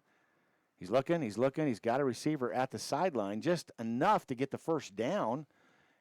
And yeah, in true Sugar fashion, they get the first down. That's Ty Herlinger. And Neal has all day in the backfield. Yeah, he can sit there. He can run around. He could, pray about what throw he wants to do and call his girlfriend. Yeah. Get some advice for after dinner meals. Yeah, nobody there really. Yeah, Fruitland's not getting any pressure in the backfield for Neal. Interesting though, Fruitland has been running a 5-man rush. They've dropped down to a 4-man defensive line, and then they're bringing the backers, those outside backers. So Neal's going to hand it off. It's going to go off tackle. And Fruitland reads it well. Actually, I don't know if they're going to give him forward motion. I think they do. They give him forward motion on that. Yeah, he gained at least 2 yards. That was Tate. Tate Cutler. Oh, Cutler again. Haven't heard from him this half. And he does. They give him 2 yards, which should be his forward motion. But Fruitland stuck him up and then moved him back about 5 yards. So sometimes when they do that, it's tough to know where they're going to spot it. Yes. And they did a good job of giving his forward motion. So great spot. Neal is going to take it out of the shotgun. He's looking for a receiver. He's got one. Make an immediate catch and an immediate tackle by the Grizzlies. Let's see. That's Herlinger again. Brought down quickly by Ezra Clements for the Grizzlies. But it's still going to give him a gain of probably 5 on the play. So it'll set up 3rd and 4. Neal's getting his exercise in. After every single play, he has to run back to a coach to get the play call. Well, let's hope. We've got the Madison cross-country coach. Madison coach, is he a cross-country runner? No. Yeah, he should have been because would have had him in conditioning, right? Yeah. All right, Neal again out of the shotgun. He's looking. He's got it all the time in the world. He throws. He connects. It's going to be a first down, not a touchdown, but a first down at the 3 for the Diggers. What a catch. It was Herlinger again. Yeah. That's 3 straight throws to him. He's either sneaking in and the corner's not catching him, or they're doing crossing routes and they're not trading off on the man-to-man. Mm-hmm. Herlinger gets the catch. They mark it at the 2 now. Sugar saying, oh, from the 2, first and goal from the 2. We got this. Hold my soda. All right. Neal goes under center, 2 backs in the backfield. They're going to fake the handoff. They roll around the left side, got a man wide open, and it's going to be a touchdown, Sugar. See who the receiver is. That's number 14, Zach Daughtery. He'll get the touchdown, and Sugar, again, really now with their first score of the second half, isn't it? That is their first score, yeah. That's interesting. With time running out, just 12 seconds left in the third quarter, that's the first score for Sugar. And they scored at will in the first half, so kudos to Fruitland with a couple of things. They got the pick, so they stopped the score in the previous play, and then they took it all the way down and scored, got on the scoreboard, and thought maybe they were back in it, and Sugar just saying, nope, we're not going to let that happen. So Kinghorn back in, sets up for the kick, drop it, they kick it, it's up, and probably good. It is now good. So, folks, it's all Sugar here with time running out in the third quarter. It's Sugar 47 and Fruitland only 7. So Fruitland only a quarter left to try to figure out how to, not 48, I forgot to add that extra point. But Fruitland trying to figure out how in the world you rip off 40 points, really, to catch up to Sugar and on a defense that's only allowed 10 points per game. So tough assignment for Fruitland as they've had their hands full of the Diggers tonight.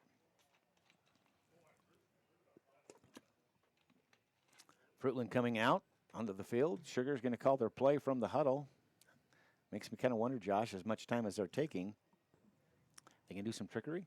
I don't think so. At this point in but time. You never know. Coach is walking around like there is. I'm just telling you, I'm looking at Coach Gross over there on the sideline. He's a big dude. I am not making him pissed. Well, excuse my language.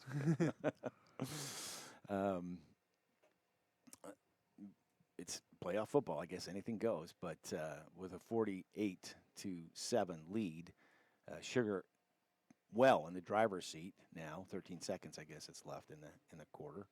Sugar will get the kickoff. If they kick it short, then we'll probably run out of time here. If they kick it long, maybe not. And it's going to be a little short, right to the Fruitland return man. Return man up the middle. He's going to take it to the 30, the 35, maybe the 36-yard line. That was a great return right up the middle. He had a good seam. Yeah, the blockers all came together and got at least about a 25-yard gain from that. Yeah, and that is number 35. He's been on the field quite a bit. Coy Kaufman. Kaufman with a great kickoff return. Took it from the 10 all the way out to the 36-yard line.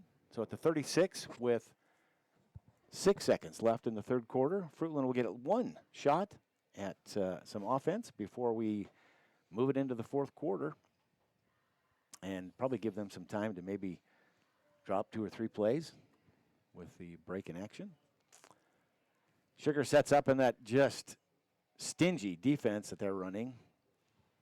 They have been running the 4-man. They were the 4-man line now. Looks like they got an outside backer coming right off of the defensive end. Barneg is back to pass. He's going to throw. He's got a man.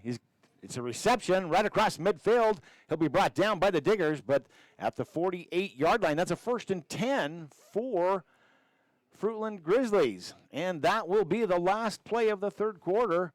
So 3 quarters of play done here at Bobcat Stadium. It's all Diggers as Sugar-Salem up on the Fruitland Grizzlies 48-7. We're going to step away for some of our sponsors helping us bring this broadcast tonight. We'll recognize them and be back in just a moment.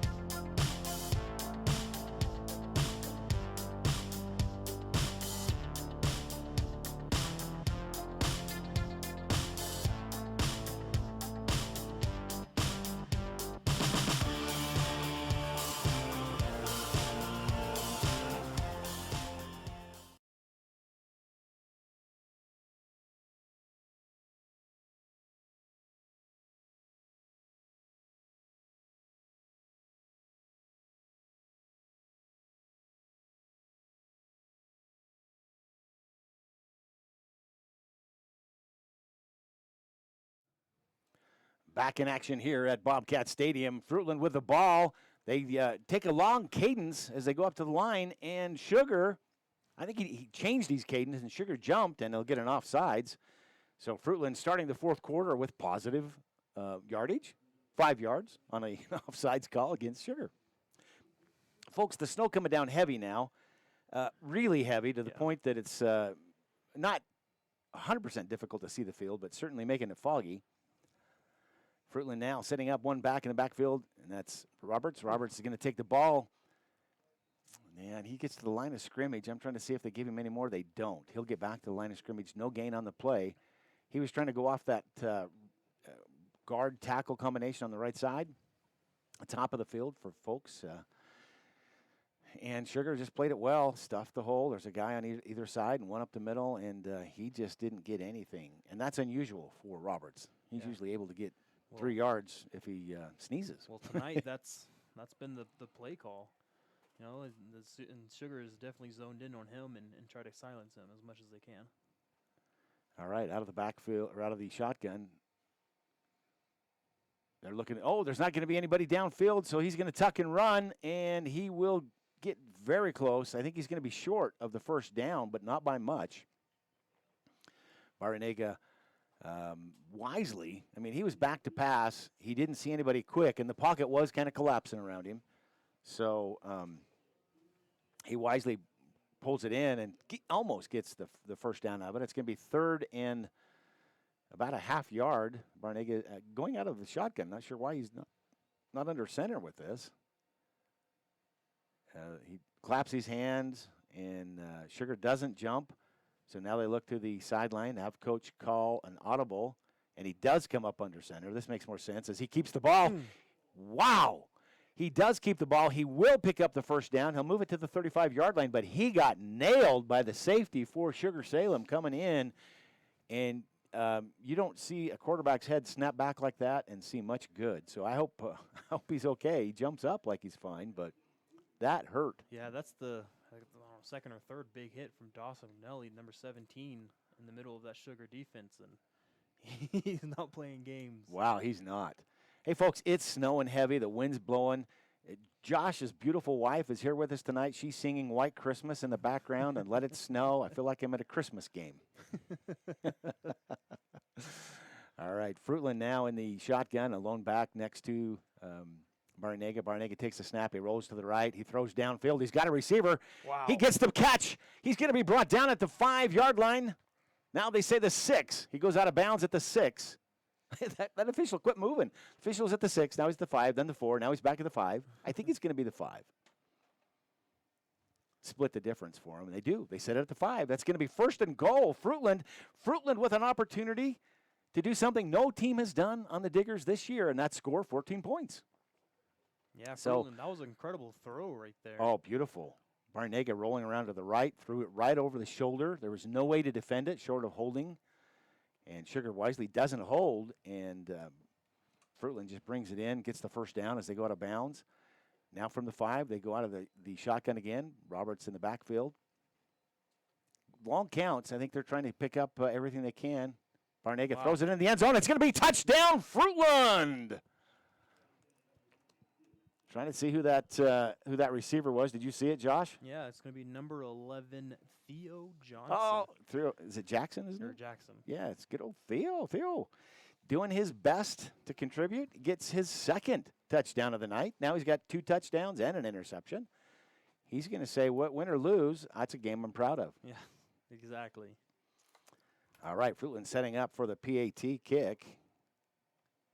Trying to see who the kicker is. It's number 82 for Fruitland. The kick is up and good. Number 82, our good friend Chandon Husflin.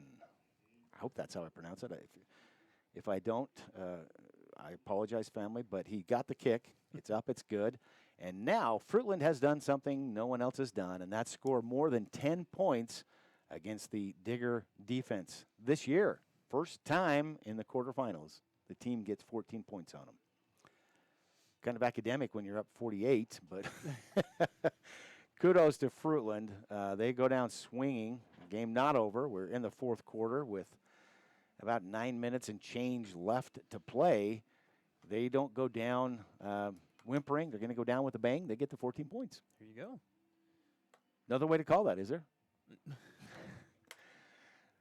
If nothing more, you're giving your underclassmen some playing time against a really good Sugar team. And that's how you want them to learn to play at that caliber. You know, there's a lot of respect to that Fruitland fan base because there's a lot of people over there, a lot more people than we'd expect. Well, given the snow and the wind and the cold, the flags standing straight out with the wind, they're all in coveralls, Carhartt coveralls, snowmobile suits, a couple of Bonneville snowmans that I can see. And not to mention the 6.5-hour drive time. Oh yeah, bless their hearts. Fruitland fans are among the best. They've traveled well every time. Oh. Fruitland with the onside kick goes through the legs of the Sugar team, which is fortunate because it's going to roll into the end zone. It'll be a touchback. Sugar will bring it out. That was just about a disaster for them. I don't know if you've ever walked on this field or not, but it's basically carpet, and so that ball just floated across the field. You know, I played 100 years ago when we had leather helmets when I played. Oh, boy. Yeah. I did play in the Holt Arena. No face mask, right? I'm not going to comment on that. We did have a face mask. But I played on the Holt Arena when it was turf. That was literally carpet. That's all it was. We all wore tennis shoes, and everybody came away with floor burns. Yes. All over your elbows, your knees, your legs. You could tell you'd had that game because you're ginger after that game. You're walking tenderly. It's tough. All right, the ball at the 20-yard line for the Diggers as they come out to try to move past the 50-point mark at this point. Neal's going to hand it off. The same play that's given him 10 to 11 yards only gets him about 6 this time as Tate Cutler takes that handoff through the tackle and the guard on the left side of the field, picks up 6 yards, but that's given him about 12 every time they've run it so far. So Fruitland may be wising up on what these plays are that the Diggers are eating them with. Yeah, and to make note, too, there's a quarterback change. Number 16. Oh, you're right. James Chase. He's the junior. Look at a junior, huh? Neal, the senior, going to let Chase get some reps. Chase pitches it out to the running back. The running back's going to get the first down. I think that's our good friend Bosco, I think. It is Bosco. He's going to power it down to the 35-yard line. Oh, it is not Bosco. I apologize. I think that is Cutler. Yeah, it is Cutler. His uniform's all bunched together. It looks like a 1. Turns out it's an 8. So Cutler gets the first down, moves the ball to the 35-yard line. 1st and 10 Diggers, and the Diggers moving the ball now in the fourth quarter. Just under 8 minutes, now 7 and counting. As the Diggers just trying to eat up the clock. I don't know we'll see him throwing very much. I think we'll see him eating up the clock. New quarterback as James Chase takes the snap out of the under center. Hands it off again to Cutler. Cutler met at the line of scrimmage. Probably going to get a yard as Fruitland just meets him right at the line, makes the tackle. He falls forward to get the 1-yard gain. Yeah, Sugar just wants to get out of this game with no injuries and prepare for next week. Well, at this point, it's cold as it can be. It's snowing. The wind's blowing. That's a perfect storm for injuries when you're in the fourth quarter. And when you're on a championship run, you're right, Josh. Absolutely right. You don't want anybody injured. It's a wise choice to send in a new quarterback. If I was Coach Richards, I think I'd send in a number of new players and give them some experience and not endanger his players. Okay, that run's going to go up the middle as Chase hands it off. That is our friend Bosco. He does take it up. He's going to pick up a gain of 5 on the play, so it's going to be second and 5, 2nd and 6, no, 2nd and 4. Doing my math the wrong way. It's that darn BYU Idaho education. Yeah. Are you a teacher there? We're not going to talk about this. All right, Sugar now 3rd and 4, long 4.5 actually. With their new quarterback, James Chase, getting some reps and some experience on this championship caliber team. He comes under center, 2 backs in the backfield. He's going to hand off again as Cutler goes around the left side of the field, and he's caught just behind the line of scrimmage. He's probably going to lose a yard. well defended by the Fruitland team. I think for Fruitland, it looks like Quinn Hood was in there, if I'm reading the numbers right. It's either him or Landon Bushong. So that's going to set up a fourth and really close to 4.5. Sugar, I think, is going to play it safe. They're not going to try to give any field advantage to the Grizzlies. So they drop their punting team in. They're going to set up the punter deep in the backfield, right about the 28-yard line, 29-yard line. They have to run a player in off the sideline as they didn't have enough players on the field. Sugar takes the snap. The punter gets the punt off. It's a nice high punt, but it doesn't only go maybe 10 yards. It goes straight up, interestingly enough. Thought that was going to come back on them. Well, it would have if Carson Harris didn't catch it. So that's only going to be a 10, 15, 20, 25, 26-yard punt. Not very long. I think cold becoming a factor, Josh, as we got these players that are freezing. Hands are cold. A kicker, your foot's cold. It's not the ideal temperatures. So the punt gets off not very far. Fruitland taking advantage of that great field position now, as they'll have their first play of the fourth quarter. I guess the second. They scored in the last one. But they'll be at their own 48-yard line trying to get it across midfield and get into the Diggers' territory and try and get another score before time runs out. Barnega back to pass. He's going to throw. He's got a man there, and he's going to not connect. That was just mistiming. He threw that for the receiver to go to the sideline and then cut back. There was a defender on him, and I don't think the receiver could get past that defender effectively enough, and so the pass is going to fall incomplete about 5 yards away from where the receiver was. Yeah, Jackson, I don't know if he lost the ball in the air, couldn't see it, but he was looking around, and then it landed about 5 yards to his right. Yeah, you know, these Fruitland boys are looking around going, what is this white stuff? We grow fruit in our area. We don't have snow. All right, 2nd down and 10. Barnega out of the shotgun. He's going to give the handoff to Roberts. Roberts is going to be met at the line of scrimmage. They're going to actually give him a yard. Not much else. It's going to set up 3rd and 9. Not what they wanted on that play, Josh. No, not at all. You know, it's crazy to think that Fruitland's had the most explosive plays today, but Sugar has just been consistent, robotic drives down the field, and they just looked really, really good. They're pounding it away, Wow. All right, we now have a 3rd and 9. Barnega in the shotgun. Roberts to his side. Back to pass. He's looking. He's got a receiver at the first down marker. He pulls it in as he goes down. See the spot? I think they're going to give him a first down on that. Yep, they sure are.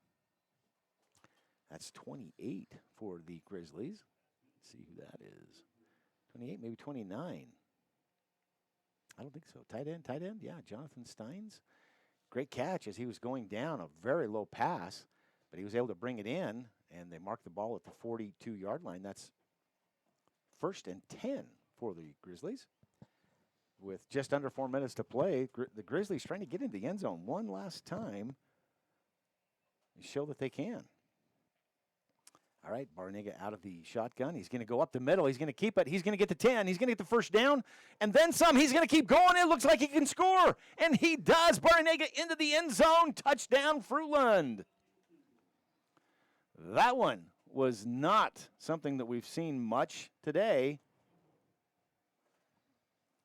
But Barnega really, he dodged a couple of tacklers and did a great run down the sidelines. I think a couple of people thought he was out of bounds and pulled up, and he kept going, went into the end zone.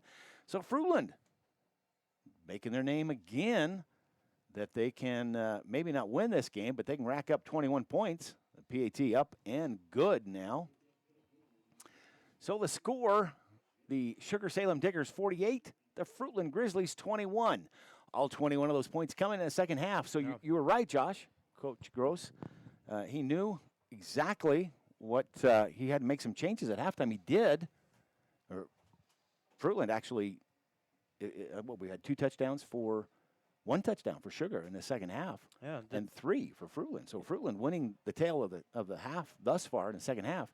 They just lost it so badly in the first half that they've got a big distance to keep up with. You got to remember, too, in the first 3 possessions of Fruitland were turnovers, 2 fumbles and an interception.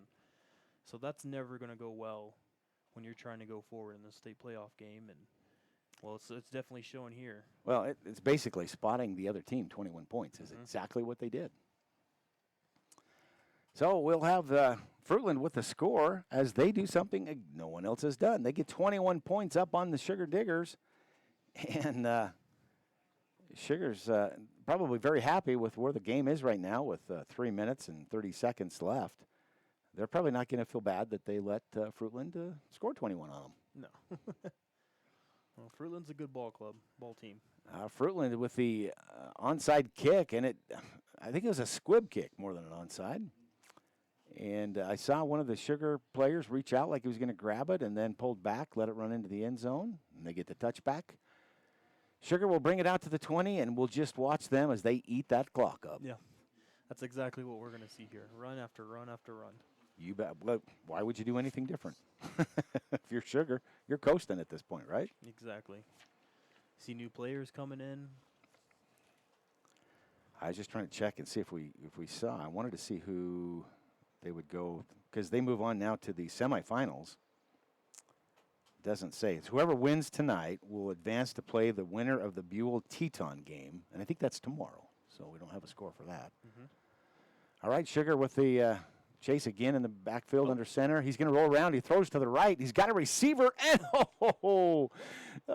dang it, it drops incomplete, folks. Carter Harris there. The throw was short. He was reaching down to his ankles to pick it up, but I think he thought he had it.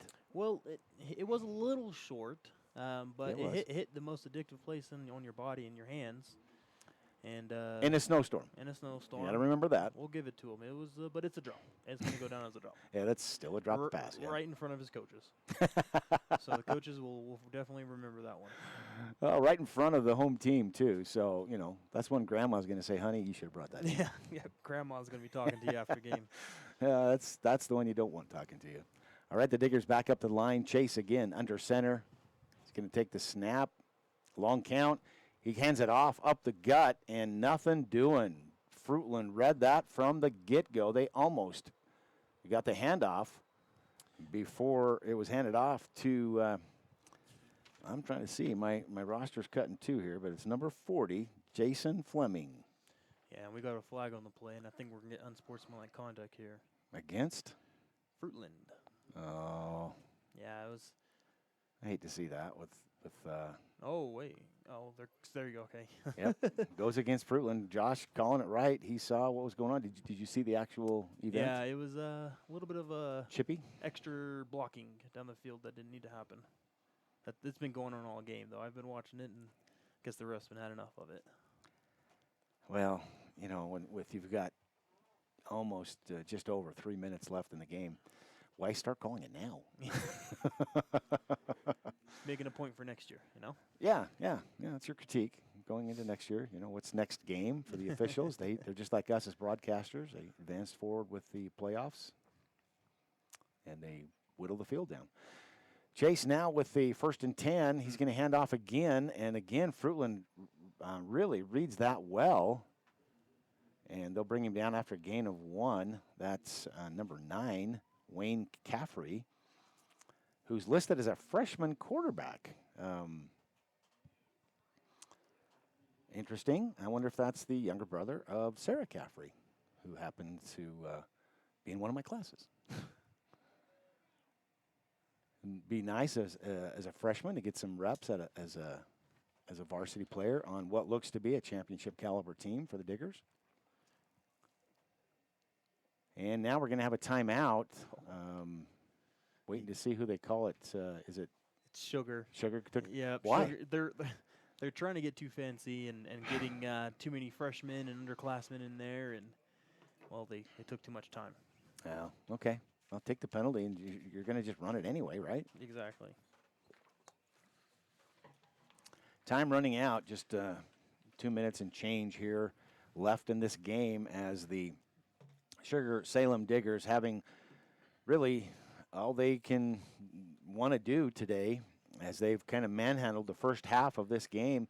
Going into halftime, it was Sugar-Salem 41-0, and it's now 48-21, but certainly well in the hands of the Diggers. Josh? If you're an Idaho homeowner and have fallen behind on your mortgage because of COVID-19 pandemic, help is available. The Idaho Homeowner Assistance Fund can help you get back on track. Check your eligibility and apply today at idahohousing.com/HAF or call 888-991-2166. All right, the Diggers back at the line. Chase up under center, 2 backs in the backfield. I think we're just going to watch them run this out. Oh, and I'm wrong. Chase rolls around the right side. He throws.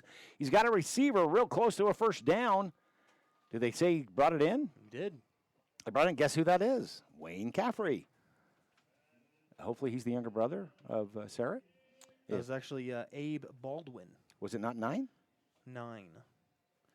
Oh, we got 2 different. I've got 9 here. We got 2 different rosters, so you're right. Okay.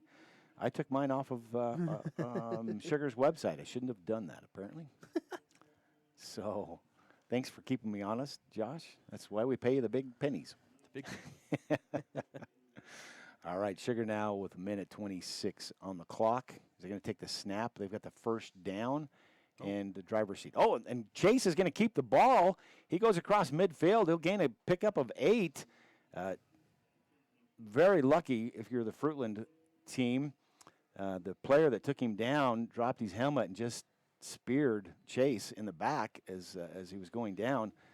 Very easily could have been not a targeting, but certainly an unnecessary roughness call.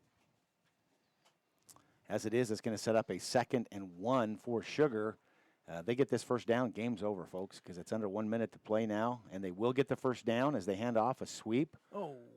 Out of bounds, and they ride him out of bounds and down. That's a little painful. He made a mistake there. He should have stayed in bounds. Yeah, he should have. That was, I guess, it doesn't matter. They got a first down. They had to stop the clock anyway, at least to set the play. But the ball now at the 40-yard line. Sugar calls timeout. What are they doing? I guess probably going to call the next 2 running plays, so that, gosh, I guess with 40 seconds left, wouldn't they just drop into a victory formation? I think they will. Maybe they're picking and choosing who they're getting the ball, get everybody some reps, or who's going to get the kneel. One or the other. No, that makes sense. Interesting, some updates on some scores around the area. One of the games we're paying attention to on this side of the state, Rigby and Eagle, look to be a really close game. We have a halftime score, Josh. You ready for this? Oh, no. Rigby 20, Eagle 0. Whoa. It's not what we were expecting out of that matchup. Aberdeen taking the win tonight as they pick up the win 34-30. Very close game there. Mountain View 30, Highland 24. So Highland out of the playoffs now. Wow. All right, we're back in action as Sugar's going to take the ball. They're going to hand it off up the middle. And a great gain. And he keeps going. He breaks the tackle. They'll move him out of bounds. I don't know why he didn't just go down. Why let him go out of bounds? Now they'll have to stop the clock. I'm trying to see it's number 17 for the Diggers. That is Dawson McAnally. McAnally? Mm-hmm. McAnally. Okay. Yep. And new quarterback is the freshman, number 15, Jackson Cordero. Ooh. So we've seen Neal, and then we've seen Chase, and now the freshman quarterback. He hands it off. And then cough up. It's going to be a fumble. Trying to see who has the ball. There's a pile up down there. I think Sugar recovered it. They did. Great move by the Diggers as number 22 for the Diggers. That's Riley Williams picks up the fumble recovery, but that's going to take us really. I think that's the last play of the game, isn't it? Yes, it is. Game's over. So, folks, it's all over. The singing's happening. The Sugar-Salem Diggers are celebrating.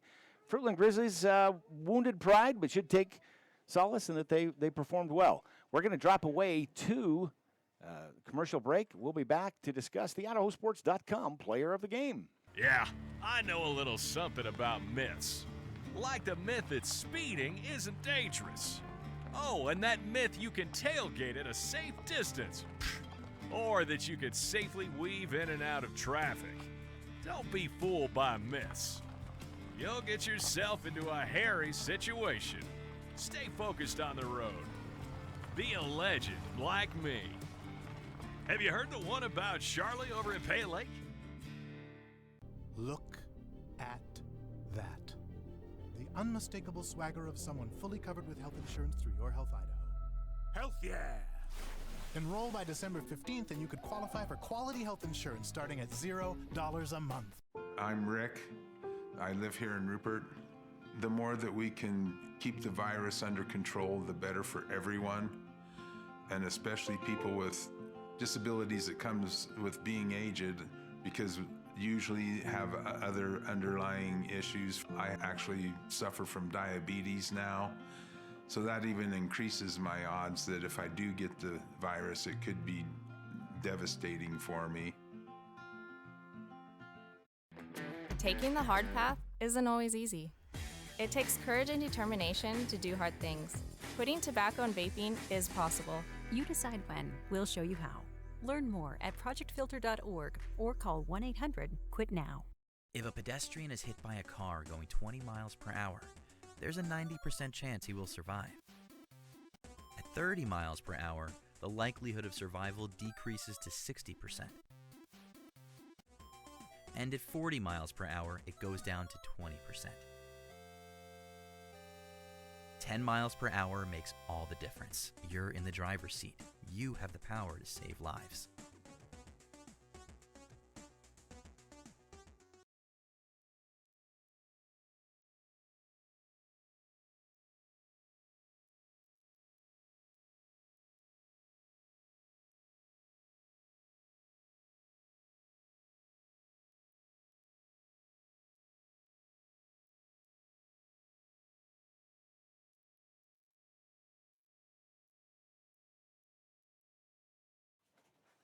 Welcome back to Madison High School as the game has concluded and the Sugar-Salem Diggers having all they needed as they manipulated this whole first half. Not manipulated, but dominated is the word I'm looking for.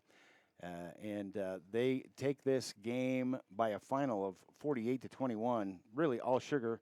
But kudos to the Fruitland Grizzlies as they are able to rack up 21 points, something no team has done. In fact, double what all the other teams have done this year against that stingy Digger defense. Yeah, they had an impressive run this offseason, this postseason. It is now the offseason for them. This postseason, winning their first matchup by defeating a really good team and coming to Rexburg and losing to a really good team. And so really good team. Right. Kudos to them and safe travels to them. But what a great game, what a great run they had.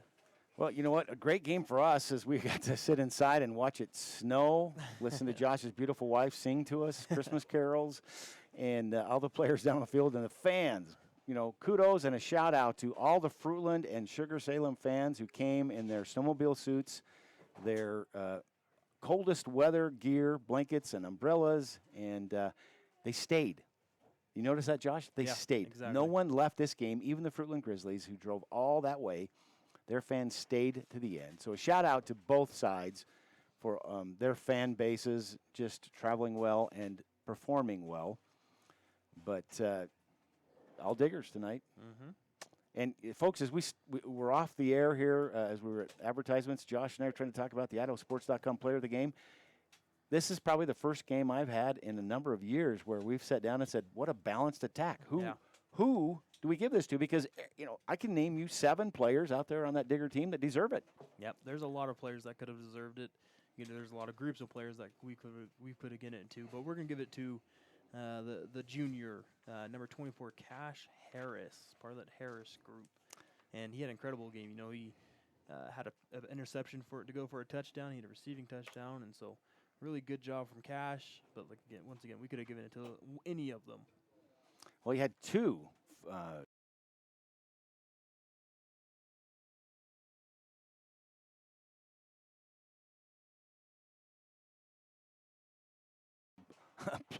IdahoSports.com player of the quarter. Yes. That first quarter was all Bosco. But, tonight, Cash Harris going to get our IdahoSports.com player of the game. And the Sugar-Salem Diggers are going to advance on to play the winner of the Buell, who did I say? Buell versus Teton. Teton. Ooh, that's a familiar foe for the Diggers. Buell and Teton. You're right. Josh, you got a good memory. Good job. Way to go. Well, folks, this has been an IdahoSports.com game stream production of the 2022 Idaho High School Football Playoffs. Tournament coverage on IdahoSports.com is presented by Project Filter, Your Health Idaho, the Idaho Department of Health and Welfare, and the Idaho Transportation Department. Also brought to you in part by Wild Cooperative and your local Toyota dealers.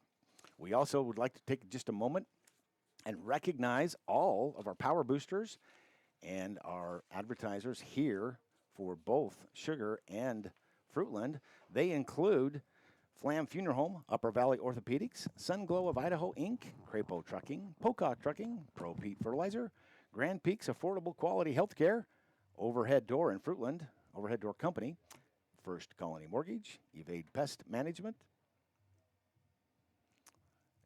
Caldwell Baker Classic Properties, Farmers Mutual Telephone, Pioneer Title, Pro Pete Fertilizer, Dallas Hill with Silver Creek Real Estate Group, Grand Peaks Medical Center, Taylor Chevrolet, Upper Valley Orthopedics, Idaho Housing, Pocock Trucking, Flam Funeral Home, and Harold Harris Construction. And for Fruitland, FMTC, that's Farmers Mutual Telephone Company, and Tri-City Physical Therapy. That's a bunch of advertisers. We're grateful for them. They help bring tonight's game to you here in the beautiful, snowy wonderland of Rexburg, Idaho. This special thanks to my good friend, the principal here at Madison High School, Brady Clausen, as he was the administrator on site, and the great staff at Madison High School for helping us, getting us inside. Thank you, thank you, thank you.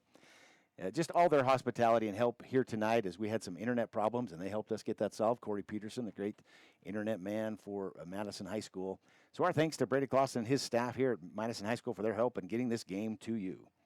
Congratulations again to our IdahoSports.com players of the game, presented by the Idaho Transportation Department. That's Cash Harris. Cash, you get the nod. And, you know, tonight, as the Sugar-Salem get the win over the Fruitland Grizzlies, 48-21, it's been our privilege to be here with my good friend Josh McGauley and his wonderful family, his pretty wife, and his son, who's going to be a football player before he's 4. All the games he gets to go to. Dallas, way to go, Dallas. Thanks for being on the broadcast with us. He's been our stat guy. Haven't seen them, but he's been the guy. Folks, my name's Tim Belknap with my broadcast partner, Josh McGauley. We're grateful for you to be here with our broadcast. We also want to thank everyone behind the scenes here at IdahoSports.com. Many people behind the scenes that are helping make sure this broadcast is brought to you. We're grateful for every one of them. And we'll I guess, bid adieu. Join us tomorrow. Both Josh and I will be down at Holt Arena as we'll be covering at least 4 games. Josh, you've got the 4 o'clock and the 6 o'clock. I've got the 11 and the 1. So we'll be on a lot of games, a lot of exciting action in Idaho State playoffs. IdahoSports.com, getting to all of them. So if you want to just spend an afternoon, not watch college football, but watch Idaho high school football, join us at IdahoSports.com tomorrow for more football action. For Josh and I here at Madison High School, that's it. Thanks for being with us. We'll see you tomorrow.